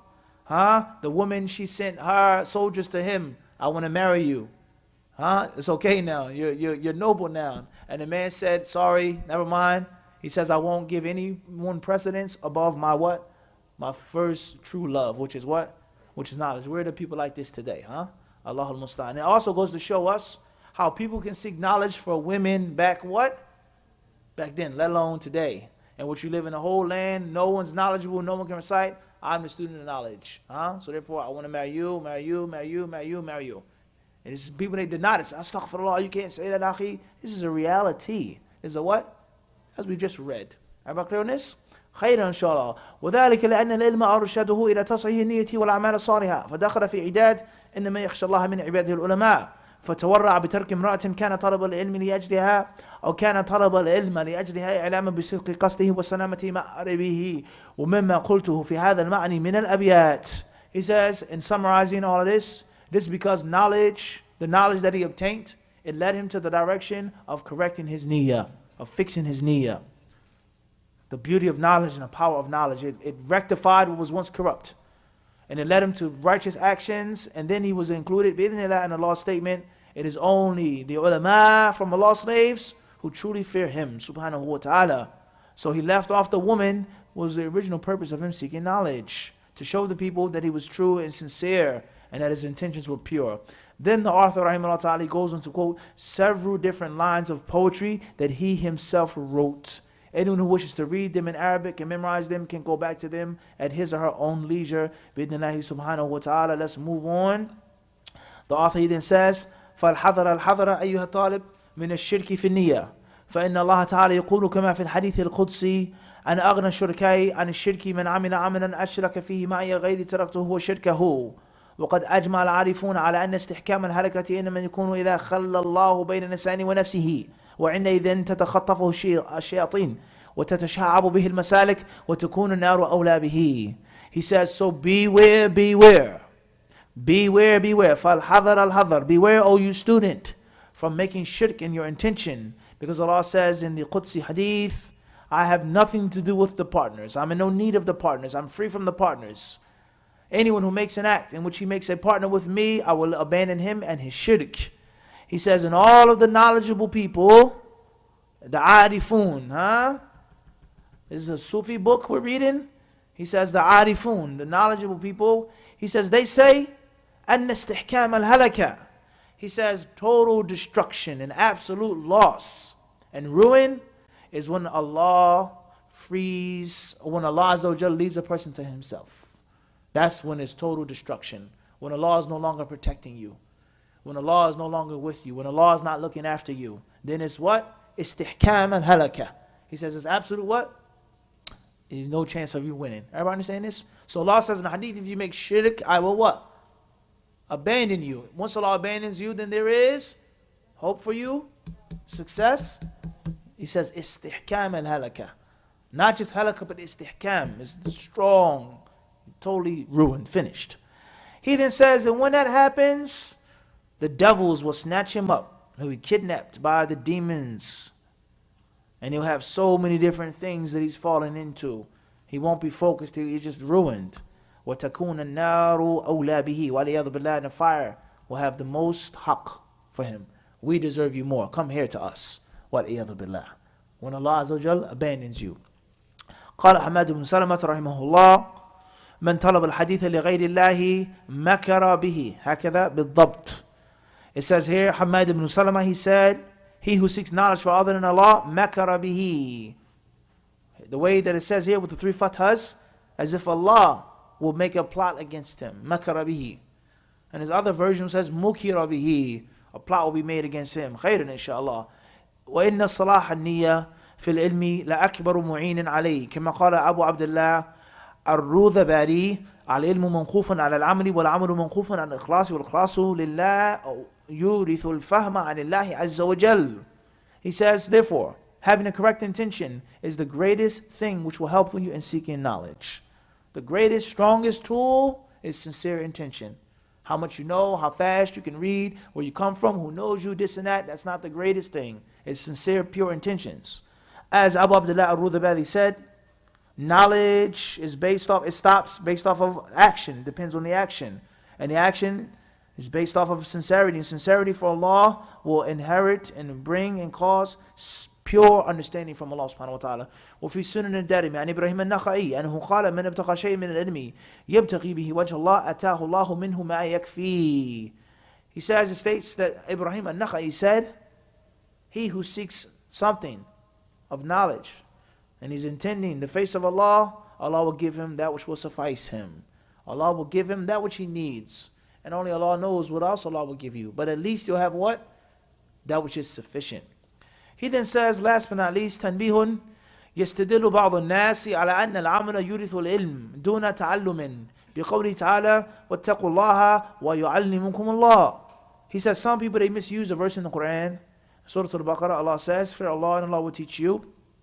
To state that when a person is acting upon, when you make actions, that brings ilm. Not the opposite. In other words, just work and then you'll what? Learn. Instead of learning and then working. قال في تفسير المنار نقلا عن شيخه اشتهر على ألسنة المدعين للتصوف في معنى هاتين الجملتين واتقوا الله ويعلمكم الله أن التقوى تكون سببا للعلم وبنوا على ذلك أن سلوك طريقتهم وما يأتون به فيها من الرياضة وتلاوة الأوراد والأحزاب تثمر لهم العلوم الإلهية بدون تعلم. And he goes on to refute that statement, quoting from a few people with regards to the tafsir, stating why that is wrong, that's incorrect. Summarizing that's what? Incorrect. Knowledge first, then action. Taqwa, hakada, not the opposite. You just be pious and then knowledge will fall upon you from the sky. No, that's wrong. That's incorrect. One of the first things we learn in al-usul al-thalatha, al-ilmu qabla al-qawli wal-amal, based off of the Quran and the Hadith, not Bukhari's statement, not Ibn Abdul Wahhab's statement. The only reason why everybody understand this, that's why it's true. It's correct because Ibn Abdul Wahhab said it? No. That principle is correct because Bukhari said it? No. It's correct because what? The Kitab and the Sunnah. Kitab and the Sunnah. Everybody understand this? And we learn, we take the example of Bukhari, of Ibn Abdul Wahhab, of the people of knowledge. That is what's correct. Everybody understand this? The reason why this is correct is because of what?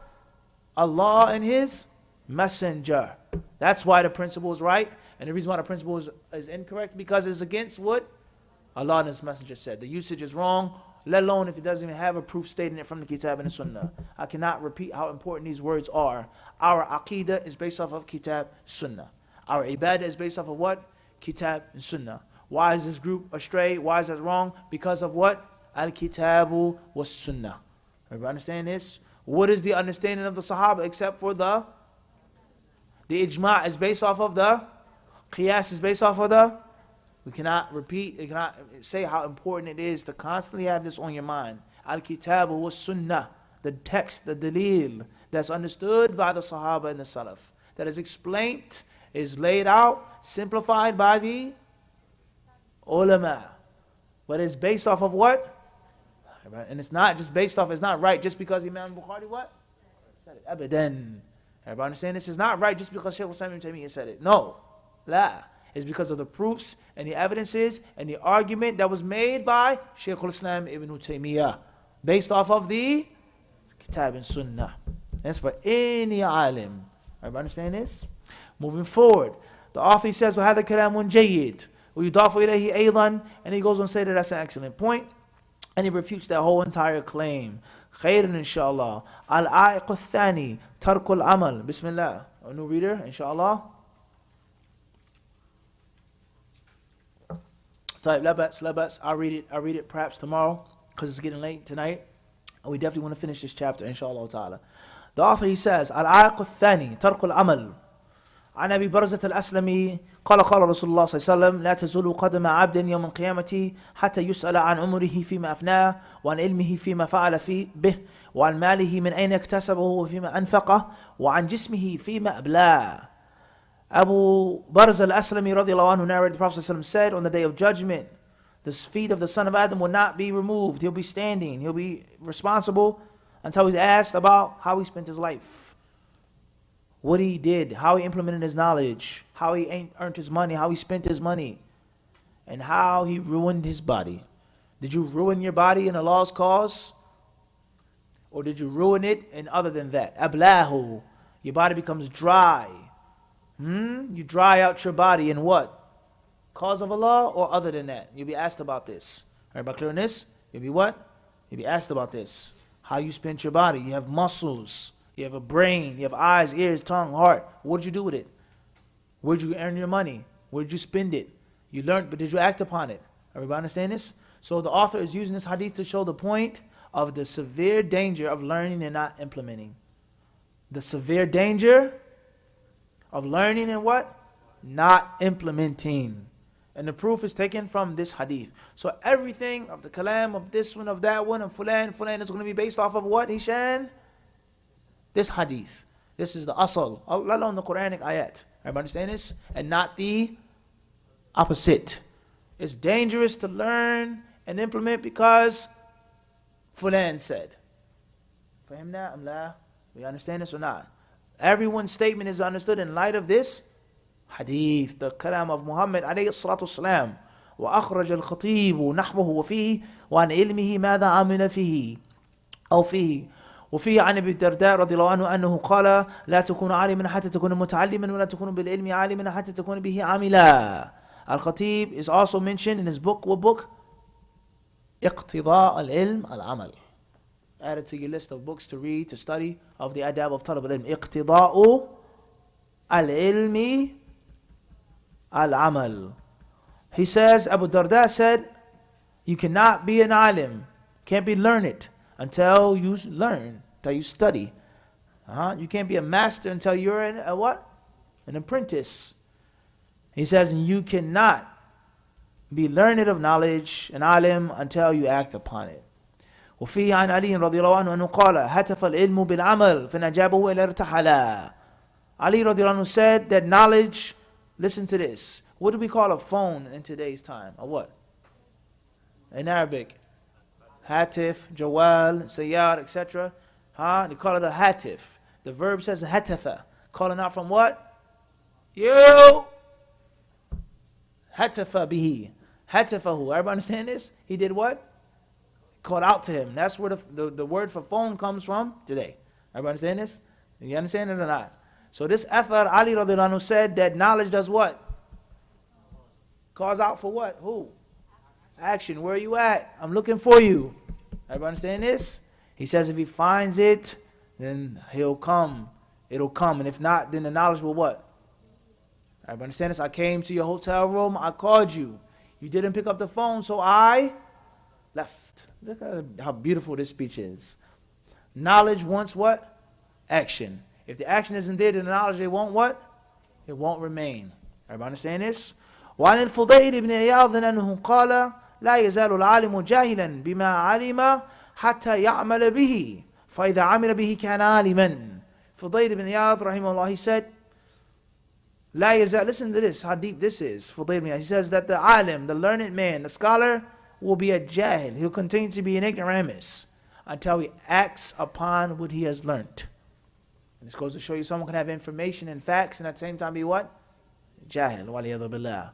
But that's not your place to say who is and who isn't. Your job is to do what? You worry about getting your knowledge. Everybody understand this? Nor do you make this as an excuse for you to be a failure and for this one to be successful. Everybody understand this? Nor is it your place to scorn ilm and to scorn years of study, to scorn academic acknowledgments. That's not your place to do that. That's not your what? Fudayl ibn Iyadh said, kada, kada, kada. So it doesn't matter what degree you have. This is what we suffer from today. That's not the right way, guys. That's what? That's not the right way. And you yourself, let me hear you recite the Fatiha. Tfaddal. Let me hear you recite 40 Hadith Nawawi. Tfaddal. What do you know about Usul al-Fiqh? Tfaddal. Fara'id. Tfaddal. Tell me a story from the Seerah. Tfaddal. What's the tafsir of this ayah? Tfaddal. He can't answer anything. But he's telling them what Fudayl ibn Iyadh said about this one and about that one. Everybody understand this? That doesn't make any what? Period. If it was another alim saying that, we say, mumkin, perhaps. What? Perhaps. Busy yourself. Learn. You study. You worry about benefiting yourself instead of trying to strip something from the next person. He then says, Al-amalu bil-ilmi mud'atun li-hifdihi wa thabatihi. كما أن عدم العمل مدعاة لضياع العلم ونسيانه ولذلك قال الشعبي رحمه الله كنا نستعين على حفظ الحديث بالعمل به وكنا نستعين على طلبه بالصوم. He says action. He says العمل بالعلم مدعاة لحفظه is when you act upon the knowledge that you have, it's a reason behind you keeping that knowledge. How do I keep forgetting? Because you're not implementing it, you're not acting upon it. Everybody understand this? From the ways of soaking up knowledge is to do what? It's to implement it. Just like the lack of implementing knowledge is a reason behind knowledge being lost and you losing out on it. Ash-Sha'bi rahimahullah, who's from the greatest of the tabi'een, Amr ibn Shurahil rahimahullah, he said, we used to seek help for memorizing hadiths by implementing them. And we used to seek help for seeking hadith by fasting. He's from the Salaf, the Kibar Salaf, the Kibar Tabi'een right now. Tayyib, how many people are fasting when they seek hadith? How many of us fast, voluntary fasts? Let alone to go out and to search and to study with less energy. You're thirsty, you're tired, you have a migraine. Everybody understand this? He says here, وَقَالَ عَبْدُ اللَّهِ بْنُ مَسْعُودٍ رضي الله عنه إني لأحسب العبد ينسى العلم كان يعلمه بالخطيئة يعملها ولا حول ولا قوة إلا بالله. Ibn Mas'ud said, indeed, when someone forgets some knowledge that they previously learned, I think it's because of a sin that he is making. A sin that he is making. Everybody understand? It's a sin that he's what? Making. Now, before we move forward, you not implementing knowledge doesn't just necessarily mean that it's just a sin. Something that you're making a fisq. It could be you not practicing the knowledge. Not teaching the knowledge. Everybody understand this? Not doing what you're supposed to do with the what? With the knowledge. Everybody understand this? All of that is included in what? Adamul ilm. So if you're making fisq, if you're spending your time drinking alcohol, not only are you not implementing the knowledge by making a sin, by avoiding khamr, Allah says, fajtanibuhu, two things right there. The time that you're spending drinking alcohol is time wasted for reviewing the knowledge and teaching the knowledge. So you have three major things which all lead to you what? Forgetting that knowledge. No. La. Not forgetting it. But the knowledge being what? Taken from you. Punishment. In the form of forgetfulness. فهمنا هذا ولا لا? Everybody understand this or not? Everybody got this? So it's not a joke. خيرا inshallah. Then author rahimahullah ta'ala, he goes on to mention a few more quotes. He says, وَتَرْكُ الْعَمَلِ بِالْعِلْمِ عَلَى قِسْمَيْنِ أو الأول ترك الائتمار بالواجبات الشرعية وترك الانتهاء عن المحرمات الشرعية فهذا كبيرة من الكبائر وعليه تحمل الآيات والأحاديث المتوعدة من ترك العمل بالعلم. The first is two ways of not implementing your knowledge. One is to avoid what's haram and to fail to perform what is mandatory. And that's a major sin. And that's what's meant by those ayat and those ahadith about the sin and the threat that awaits those who don't implement their knowledge. Al-Qism al-Thani, the second type, Tarkul Mustahabbat or Tarkul Ijtinab al-Makruhat, leaving off recommended acts and avoiding disliked acts. Things that aren't haram to do, you should what? Stay away from. Things that aren't mandatory to do, you should what? Do them. Because that's when you learn the fadat, the virtue of this prayer, the virtue of this fast, the virtue of the miswak, the virtue. And none of it is what? Fard.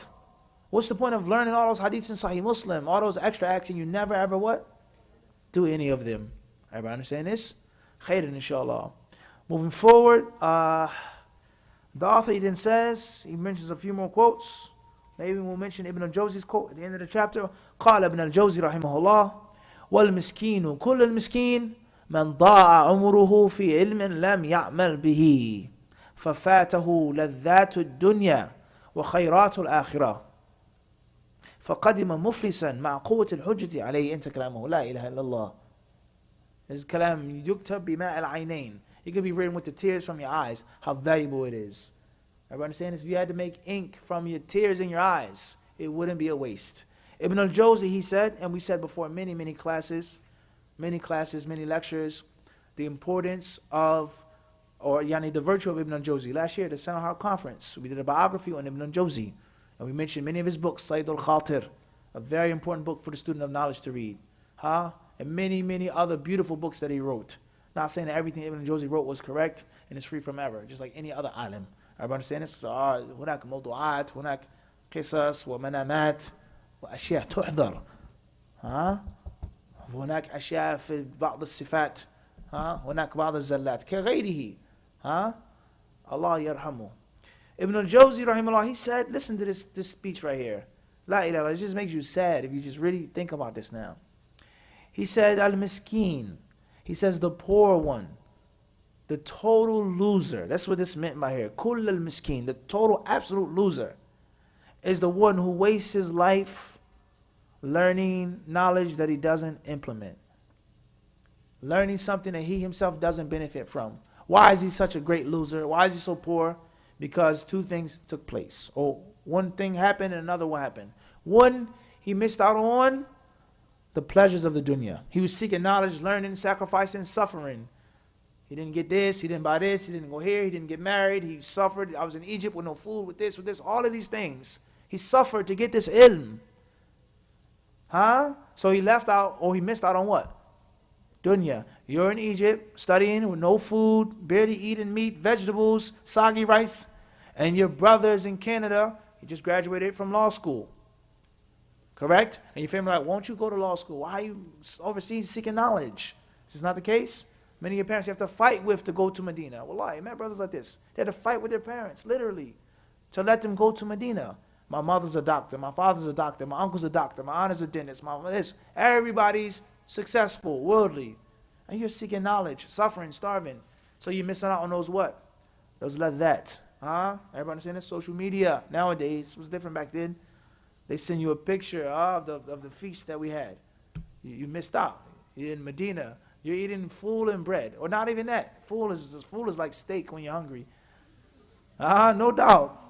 The fool is like steak when you're hungry. You get a little olive oil, Hisham, just a what? It's not extra virgin, high quality, but just a what? Just what? Sheikh Hassan, what? Shway, just a little bit of olive oil. It's cut, it's watered down, but it's still olive oil. You get a little feta cheese. You go to Medina, you go to the grocery store. Anyone who's ever been there knows this. Perhaps it's the same in other countries. You can't afford a big thing of the cheese. You get a little what? A slice, a ruba kilo. A fourth of a kilo. Or even better than that, even worse than that, you say, I have 5 riyals. Give me 5 riyals worth of cheese. Literally. Give me 10 riyals worth of feta cheese. You get a little tomato. It's not the best tomato. Maybe some onions, a little bit of parsley. You mix it up, mash it up, make it nice and hot. The fava beans start bubbling and boiling. You put it in a bowl, a little olive oil, your onions, tomato, and the feta cheese and some ice, some bread, some pita bread. Oh man, la ilaha illallah. This is, if we are starving, those beans taste like rib eye steak. Am I making this up? Simon, Sheikh Hassan, am I making this up? That's like a ni'mah to eat that. And we're not talking about for breakfast. This is your dinner. That's your dinner. That's all the money that you have. What if you don't have that? You have enough money, and the laws are witness, we're not making this up, for nothing more but bread and yogurt. It's not cooked. There's no beans, bread and yogurt. That's your dinner for a week, 2 weeks. Bread and yogurt. Or you may not have money for water. You may not have money for bread. This is a reality. This is true. Everybody clear this or not? You spend all your money at the hospital. Your daughter got sick. All your monthly stipend, the money that the brother sent you from America or Canada, is gone in 1 hour at the hospital. Your daughter was sick. There's no more money for the rest of the month. Pampers, cap, the money is gone. This is all the food that you have. And then your cousin or your brother, they send you a picture or they call you, oh, we just had this. He just graduated. He just bought a car. He just bought a house. So you're seeking knowledge. You're suffering. You're sacrificing. You're missing out on that to dunya. Not just the dunya. You're in the world. You're missing out on what? That. The beautiful things of the worldly life. So that's the first loss. That's the first what? First loss. Then he says, and you also miss out on the good things of the hereafter. You miss out on the what? The good things on the hereafter. You have loss in this life and what? Loss in the next. And that's not it. He says, فَقَدِمَ مُفْلِسًا. He says you go to the hereafter and you're bankrupt. You have no money in your bank to fight with, to argue with, to beg and ask Allah. Oh Allah, I did nothing. He says, مَعَ قُوَّةِ الْحُجَّةِ عَلَيْهِ. And it's a very, very formidable argument against you. Allah will ask the alim, I taught you this, I gave you this. فَمَا عَمِلْتَ فِيهَا فَعَرَّفَهُ نِعْمَهُ فَعَرَفَهَا. Allah will tell him his blessings that he gave him. You went to Medina. In Canada, you're a normal, average person. Who are you? You're 20 years old, 19 years old, nothing. Young punk. Allah chose you to travel to the Prophet's city. to study, learn the language of the Quran, memorize the Quran, read the books of Hadith, study with the ulama, be in the Prophet's masjid every day. Be nourished with Zamzam water every day for free. Allah gave you all of that knowledge. So many blessings. Young, strong, handsome, intelligent. All the things Allah gave you. And you didn't implement the knowledge that you had. There's quwwatul hujjati alayhi. There's a major argument against you now. What are you going to say to Allah? You didn't implement your ilm. Allah asked you all the things I gave you. You couldn't repay me. All I asked you was to implement what I gave you. That's all was asked from you. It's very dangerous. And it's one of the major obstacles of seeking knowledge. Khairan, inshaAllah. With that being said, those are the first 2 chapters of the book. And before we move forward or stop, pay close attention, brothers. These are considered to be the most important, main, primary obstacles. Okay? The initial primary obstacles. And they're the general ones. Now, later on, bi'idhnillahi ta'ala, the third one, you can see the author's manhaj. He's now going into the more detailed obstacles. The more what? Detailed obstacles. And they're just as important as the... Everybody understand this? As we just said. Because that's not enough now. If I go to Medina, I go to Yemen, I go to Egypt, wherever I go to study, Somalia, wherever you're going. All right? Just examples. Wherever you go. I'm sincere and I act upon my ilm. That's not enough to what? No. Let alone to be good, let alone to be professional, let alone to become something great and elite. You have to know the what? The finely subtleties. Everybody clear on this or not? So the first 2 are the most important. They're the initial ones, but they are also the general ones that you want to hear all of the time. Be sincere. I want to advise you to go to Medina, be sincere, which is beautiful advice. Be sincere. But that's not what? Actual.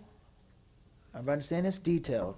Tight. He says, Al-Arq al-Thalith, the third obstacle or pitfall, al-i'timadu al-kutub dun al-ulama, is relying upon books and not the scholars. Relying upon books and not the scholars. Before we go into the explanation, this is clearly a major problem. It's to think that you can just be self-taught. You can teach yourself. You can understand it yourself. You can learn yourself. And there are many problems that come from relying on books and not the people who are learned. Many problems, which the author will get into, bidinillah. From the manifestations of this is not going overseas and staying in your country and teaching dawah. I have to teach dawah. I'm the imam of the masjid. Never traveled. Or even if you don't travel, you never learned the proper knowledge where he what? Where he is. Or giving dawah is an obligation, establishing the masjid. Some people didn't have the opportunity to go overseas. And this is the reality. I don't know how things are in Canada, but in America in the 60s and the 70s, knowledge was it is now, but then it's extremely scarce. Going overseas, scholarships, it was not like how it is now.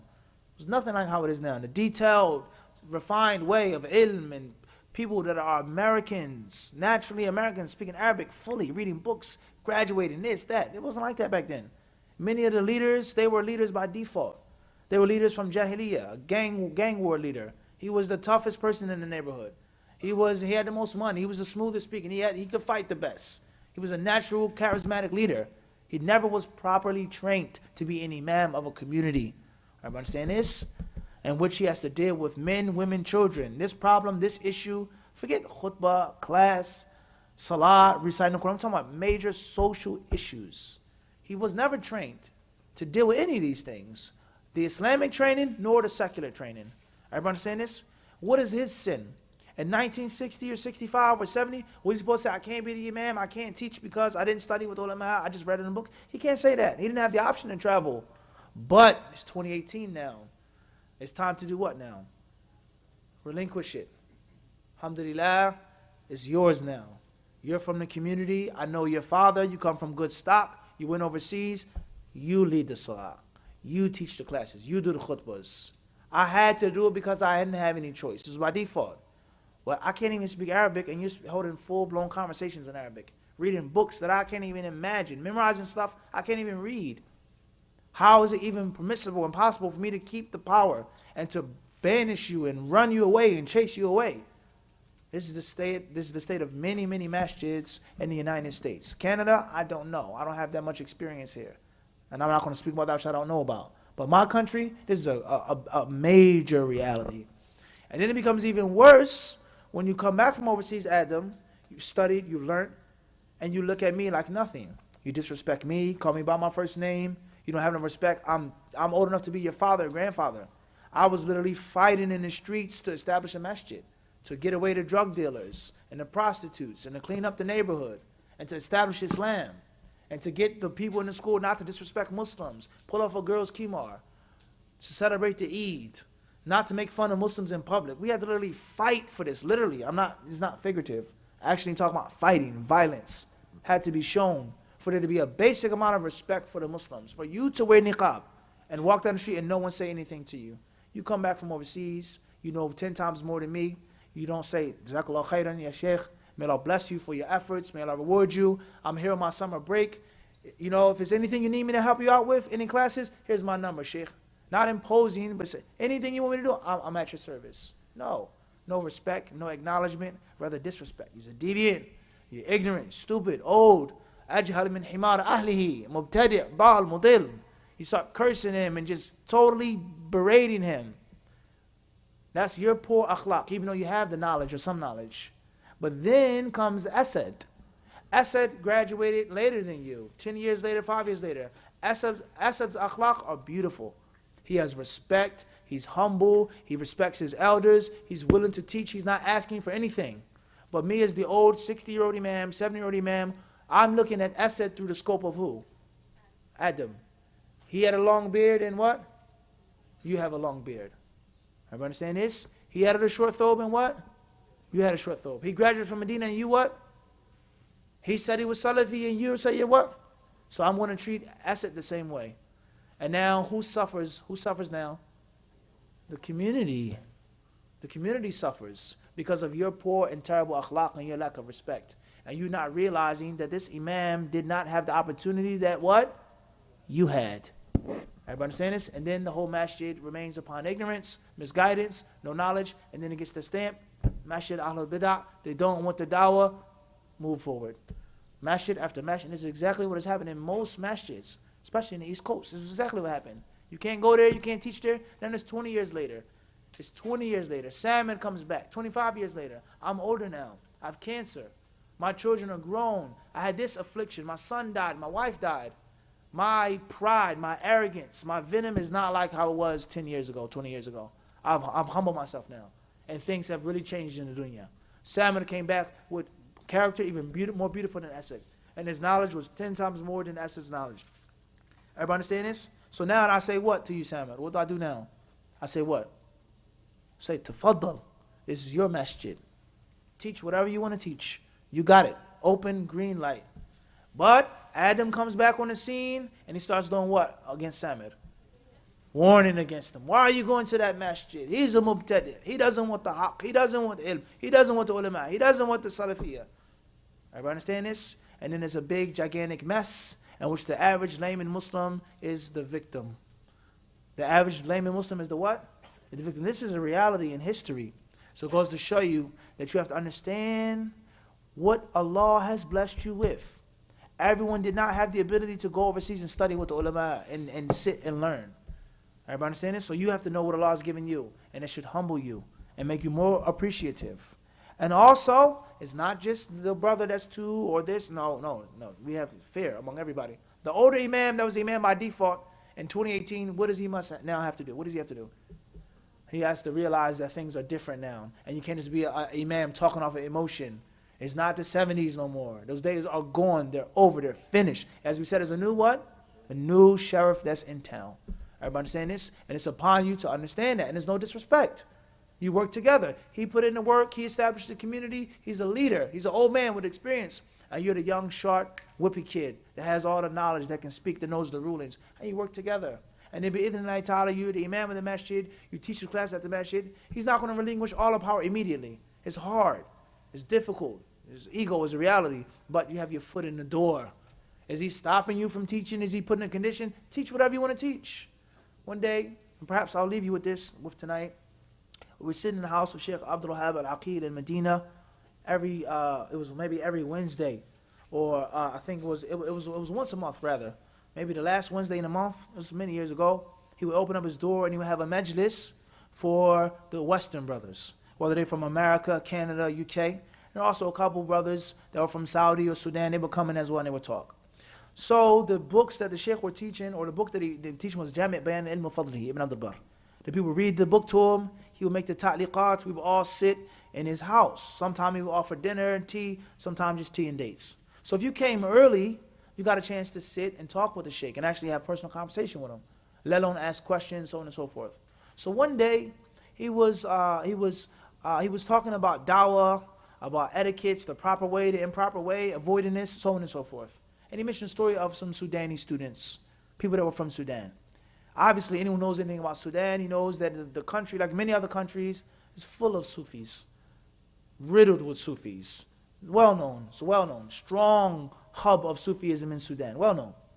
So some of the Sudanese brothers that were upon the Sunnah, Al-Hadith way, obviously when they had studied in Saudi, came back, it's going to be a clash. We're older, you're a Wahhabi, we're Sufi, whatever. Get out of here. They don't have no money, they don't have no power, they don't have no infrastructure. Everything is in the hands of these people, or most of it. So it's a problem. But there's a new generation, they're children, they're young people, people that aren't on the old cultural Sufi bid'ah way. So what's going to happen? He said that some of these Sudanese brothers, they said that they respected the elders, they didn't kiss up to them, but they respected them because they are older than you. Even if they're upon deviance, he's still a Muslim, unless you make takfir on him. And unless you're scared to say he's a kafir, but your action with him is the action of a what? Of a kafir. Because the usul of your tabdi', nafs usul, takfir. And many people today, if you read their histories and their stories, they used to be takfiris. And once again, they washed their history. They washed their history and they erased the history that used to be takfiri, hardcore. And the same principles are what? No question, but with a new label. Everybody understand this? That's all I'm going to say about that. So therefore, the Sudanese brothers, they would respect some of the elders, would respect them, not kiss up to them. We didn't say that. Nor agree with the batil. We never what? Lam nukul hadha. They wouldn't agree with the batil and not enjoying the good and forbid the evil. But they respected them and they used a bit of wisdom. So they said the only thing that we had the opportunity to do was teach Quran. They knew that we knew Quran well, our qira'ah was good, they allowed us to do tahfidh. That was it. So he said we sat and we did tahfidh. That's all we did. We didn't talk about aqeedah. All we did was tahfidh, tahfidh, tahfidh, and tahfidh. He said, so as the tahfidh program was extremely successful, many students began to memorize the Quran, study the Quran, they became sharp. The parents were obviously impressed. There has to be some good in these Wahhabis. They're helping our children out. Has to be some good in them. So they said we kept focusing on tahfidh until the older Sufis, they said, these are your children. Khuluhum. Take them, you can start teaching them Islamic studies, Aqidah, whatever you want to teach them, as long as they remain positive, you got it. And he says, and that's how we began to establish the schools and the masjids upon the correct Aqidah, the correct Ibadah, the correct Amal. And by Allah's permission, we were able to make some type of change. Some type of change, slowly, not rushing. Everybody understand this? So the point that we're trying to get to is, from this point, is to understand that everyone doesn't have the ability to go overseas. If you do have the ability to go overseas and study with the ulama or in your own country, wherever they are, then that's what? That's what you should do. And that you should not just be self-taught from a book. You should not be what? Self-taught from a book. And at the same time, it doesn't mean that you don't read books and you don't study by yourself and memorize and review and research. That's the other side of extremism. Everybody understand this? It's a balance. You read books and you sit with the ulama. You sit with the ulama and you read books. You read books to the Everybody understand this? It's both. Everybody clear on this or not? Last but not least is the concept of sitting with the ulama. It's a very long discussion. The proper etiquettes, the do's, the don'ts, who to sit with, who to learn from, etc. How do you start off? What's important is the main obstacle right here is not being what? Self-taught. Not being what? That is a major pitfall. Who's going to correct your reading? Look at the book we just read. If I didn't point out that the mistake, you wouldn't have known that mistake. Everybody understand this? So you have to have someone who's teaching you. Have to have someone who's what? Last but not least, the last thing we'll mention here is that if you don't have a teacher and you are self-taught, it doesn't mean that everything you say is wrong and you're going to make mistakes. It doesn't mean that.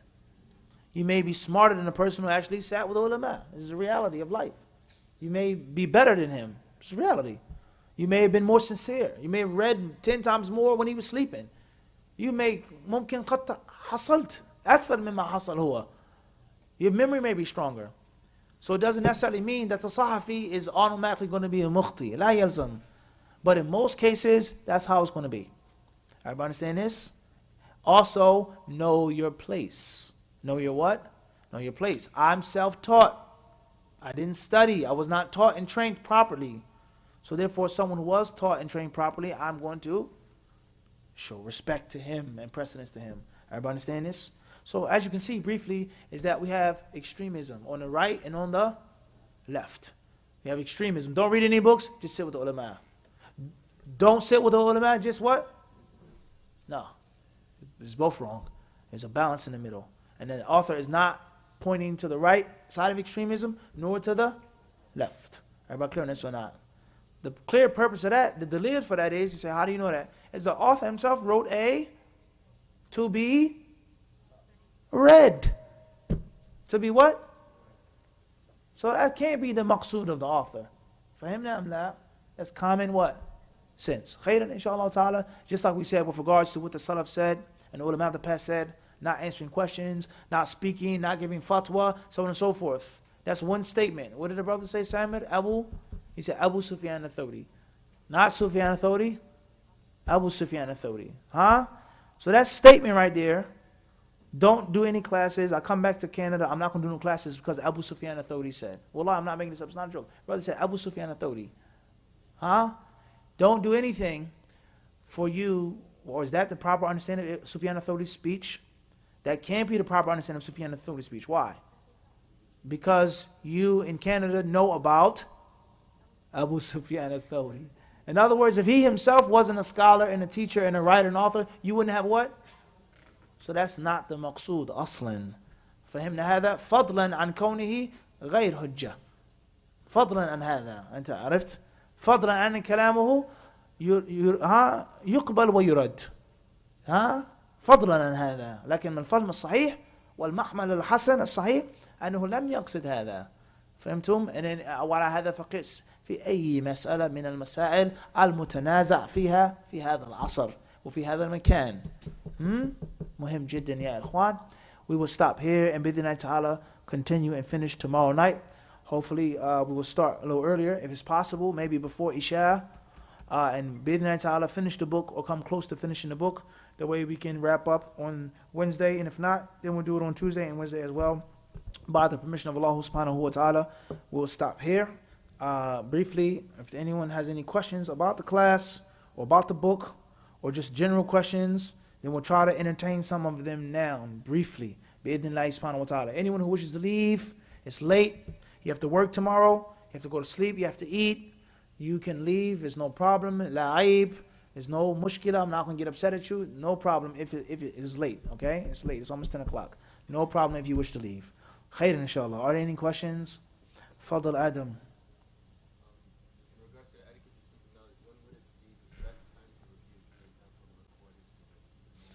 Question says, with regards to seeking knowledge, won't be the best time to review. Won't be the best time for what? For recordings, to review your recordings or your notes. At different levels of review. Just like there are different levels of memory. Just like there are different levels of studying, different levels of researching. Some review is to be made daily, every day, every night. As soon as you get home, review the class notes because you have class tomorrow. And the teacher's going to ask you about that, or you want to know it. Pass it on, tweet it, write it, give it, spread it. And there's some notes in which you don't necessarily need to review. You write down the notes to preserve the knowledge, to keep it on the shelf whenever you need it. Everybody clear on this? Whenever you what? Whenever you need it.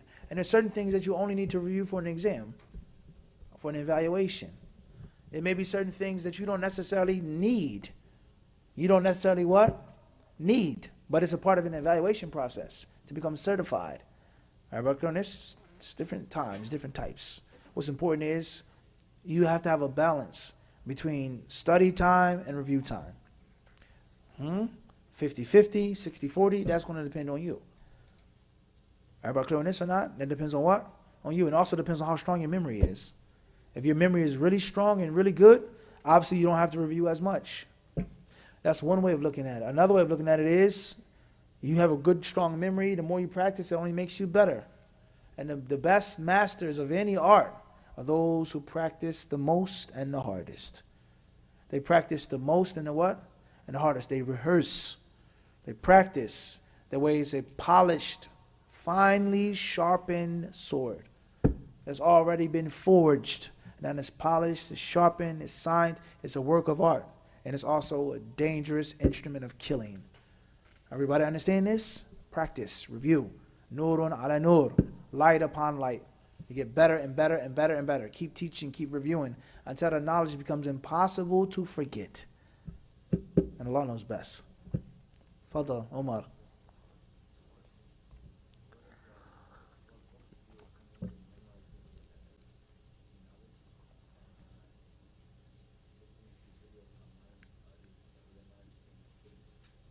Type question says, what books do you recommend with regards to memorizing of the etiquettes of seeking knowledge, and is listening to the audio of the ulama the same as sitting with them? As far as what books, then I would initially say what I mentioned being theoretical. And the practical advice I would give you now is to memorize the ahadith regarding talab al-ilm wa fadl al-ilm. Or a manzuma, a poem on talab al-ilm, adab talab al-ilm. Or a simple, small, mukhtasar book. Or at least the points from the book. The points, these awaiq. But to memorize this whole book or try to memorize this whole book with this speech and that speech, it's not necessarily something we nansah we would recommend with. Clearness? So for example, mathalan, the book, let's take the smallest, simplest book, like Hilyat Talib al-Ilm. If you have the ability to memorize that book by Sheikh Bakr, ni'ma shay hada. That's awesome. But how many people can memorize a book like that? How it's set up, how it's structured. You can memorize 1,000 hadiths, and it can be easier and simpler. Memorize the entire Quran. It's easier and simpler than memorize a book in which it's qala fulan, this, that. It's not the same. Clearness or not? Bidna subhanahu wa ta'ala. So find a small, short book that you feel is easiest to memorize. Or even better than that, is taking the summarized books that have been taught and explained, you writing them down, the points, and make your own mukhtasar. Your own what? No. I'm looking for a specific word. Your own what? Manual. Your own what? Your own manual. And then you memorize it. Sheikh Abdul Kareem al-Khudayr and others will always say this. A Talib al-Ilm should make his own summary. Make your own mudhakkira. Put your own pocket notebook, what? Together. Something that I put, I wrote, I summarized it. I don't need that. I don't need this, but I do need this. Everybody clear on this? That's also a very important etiquette as well. As far as just sitting with your ulama in person, the same as listening to them online. Yes and no. Yes and no. Obviously, the information that you get in the video or the audio is no different than the information of the one who's sitting right there that can see the sheikh's foot. It's the same sawt. قال المؤلف قال المؤلف. Clear on that or not? It's the same. لا يختلف. And it doesn't make any sense what I'm saying. It's not the same. No, it is the same from that aspect. It's the same amount of knowledge. Where it's different, obviously, listening to a record is not like going to a live concert. It's not the same. Is music permissible? We're not even making a mithal. Okay, an example. Anyone who's ever, he knows this, okay? Listening to a record is not the same as what? A live performance. The energy, the feel, is night and day. See someone perform live is not like what? It's total difference. So you meeting someone in person, sitting with someone in person, meeting someone in person, the effects that it has on you, how you feel, it's incomparable. It can't describe it in words. Everybody understand this? Point number 3, or the second point why it's different, is that there may be things that are said before the class or after the class which are not recorded. Third point, as is also mentioned, and this is you can argue over this point, is the akhlaq and the adab of the sheikh. You can see the sheikh on TV. You can see him on YouTube sitting. An ignorant person comes up to him, grabs him in the Prophet's masjid. Sheikh, tell me this right now. وَقَدْ رَأَيْنَا هَذَا. We've seen this in the Prophet's masjid. 400 students, 300 students, a pool of students, hadith students from all over the world, and an old Bedouin nomad man, or an old man on Hajj from Egypt comes up, kicks everybody, moves everybody out the way, stumbling on everybody, and walks up to Sheikh Abdul Muhsin and asks him a question, just like that, in front of hundreds of people. Everybody understand this? Did the Sheikh get angry, sit down, shut up, get out of here, anta musbil izaraka? You're this, you're that. Who do you sit with in your country? He didn't say any of these things. Sit down, listen to him, and talk to him. And there were also other times we saw people, actually things like that were said. One man came in the haram, and he came up to Sheikh Abdul Muhsin al-Abbad, and he was arguing about the points of the dhikr beads, or the zikr beads, the rosaries, the sabha. Huh? Is the dhikr beads, are they permissible or not? We're not here to discuss that. Is it a bid'ah or not? We're not here to discuss that. We're trying to here to prove a point. So the man came with a totally full cup. He came with pre-assumptions and useless information. He started arguing with the sheikh, the dhikr beads. Why don't you have dhikr beads? Dhikr beads. Tell your students to have dhikr beads, etc. So then his sheikh was like, la, la, la, la, la. You know, everyone know, I would say Sheikh al-Muslim, you know how he uses his fingers and how he talks. La, I'm okay, no, just like that. So the man, he didn't listen. So he started arguing. And he claimed that Al-Hafidh ibn Hajar, rahimahullah, used to use dhikr beads. Okay?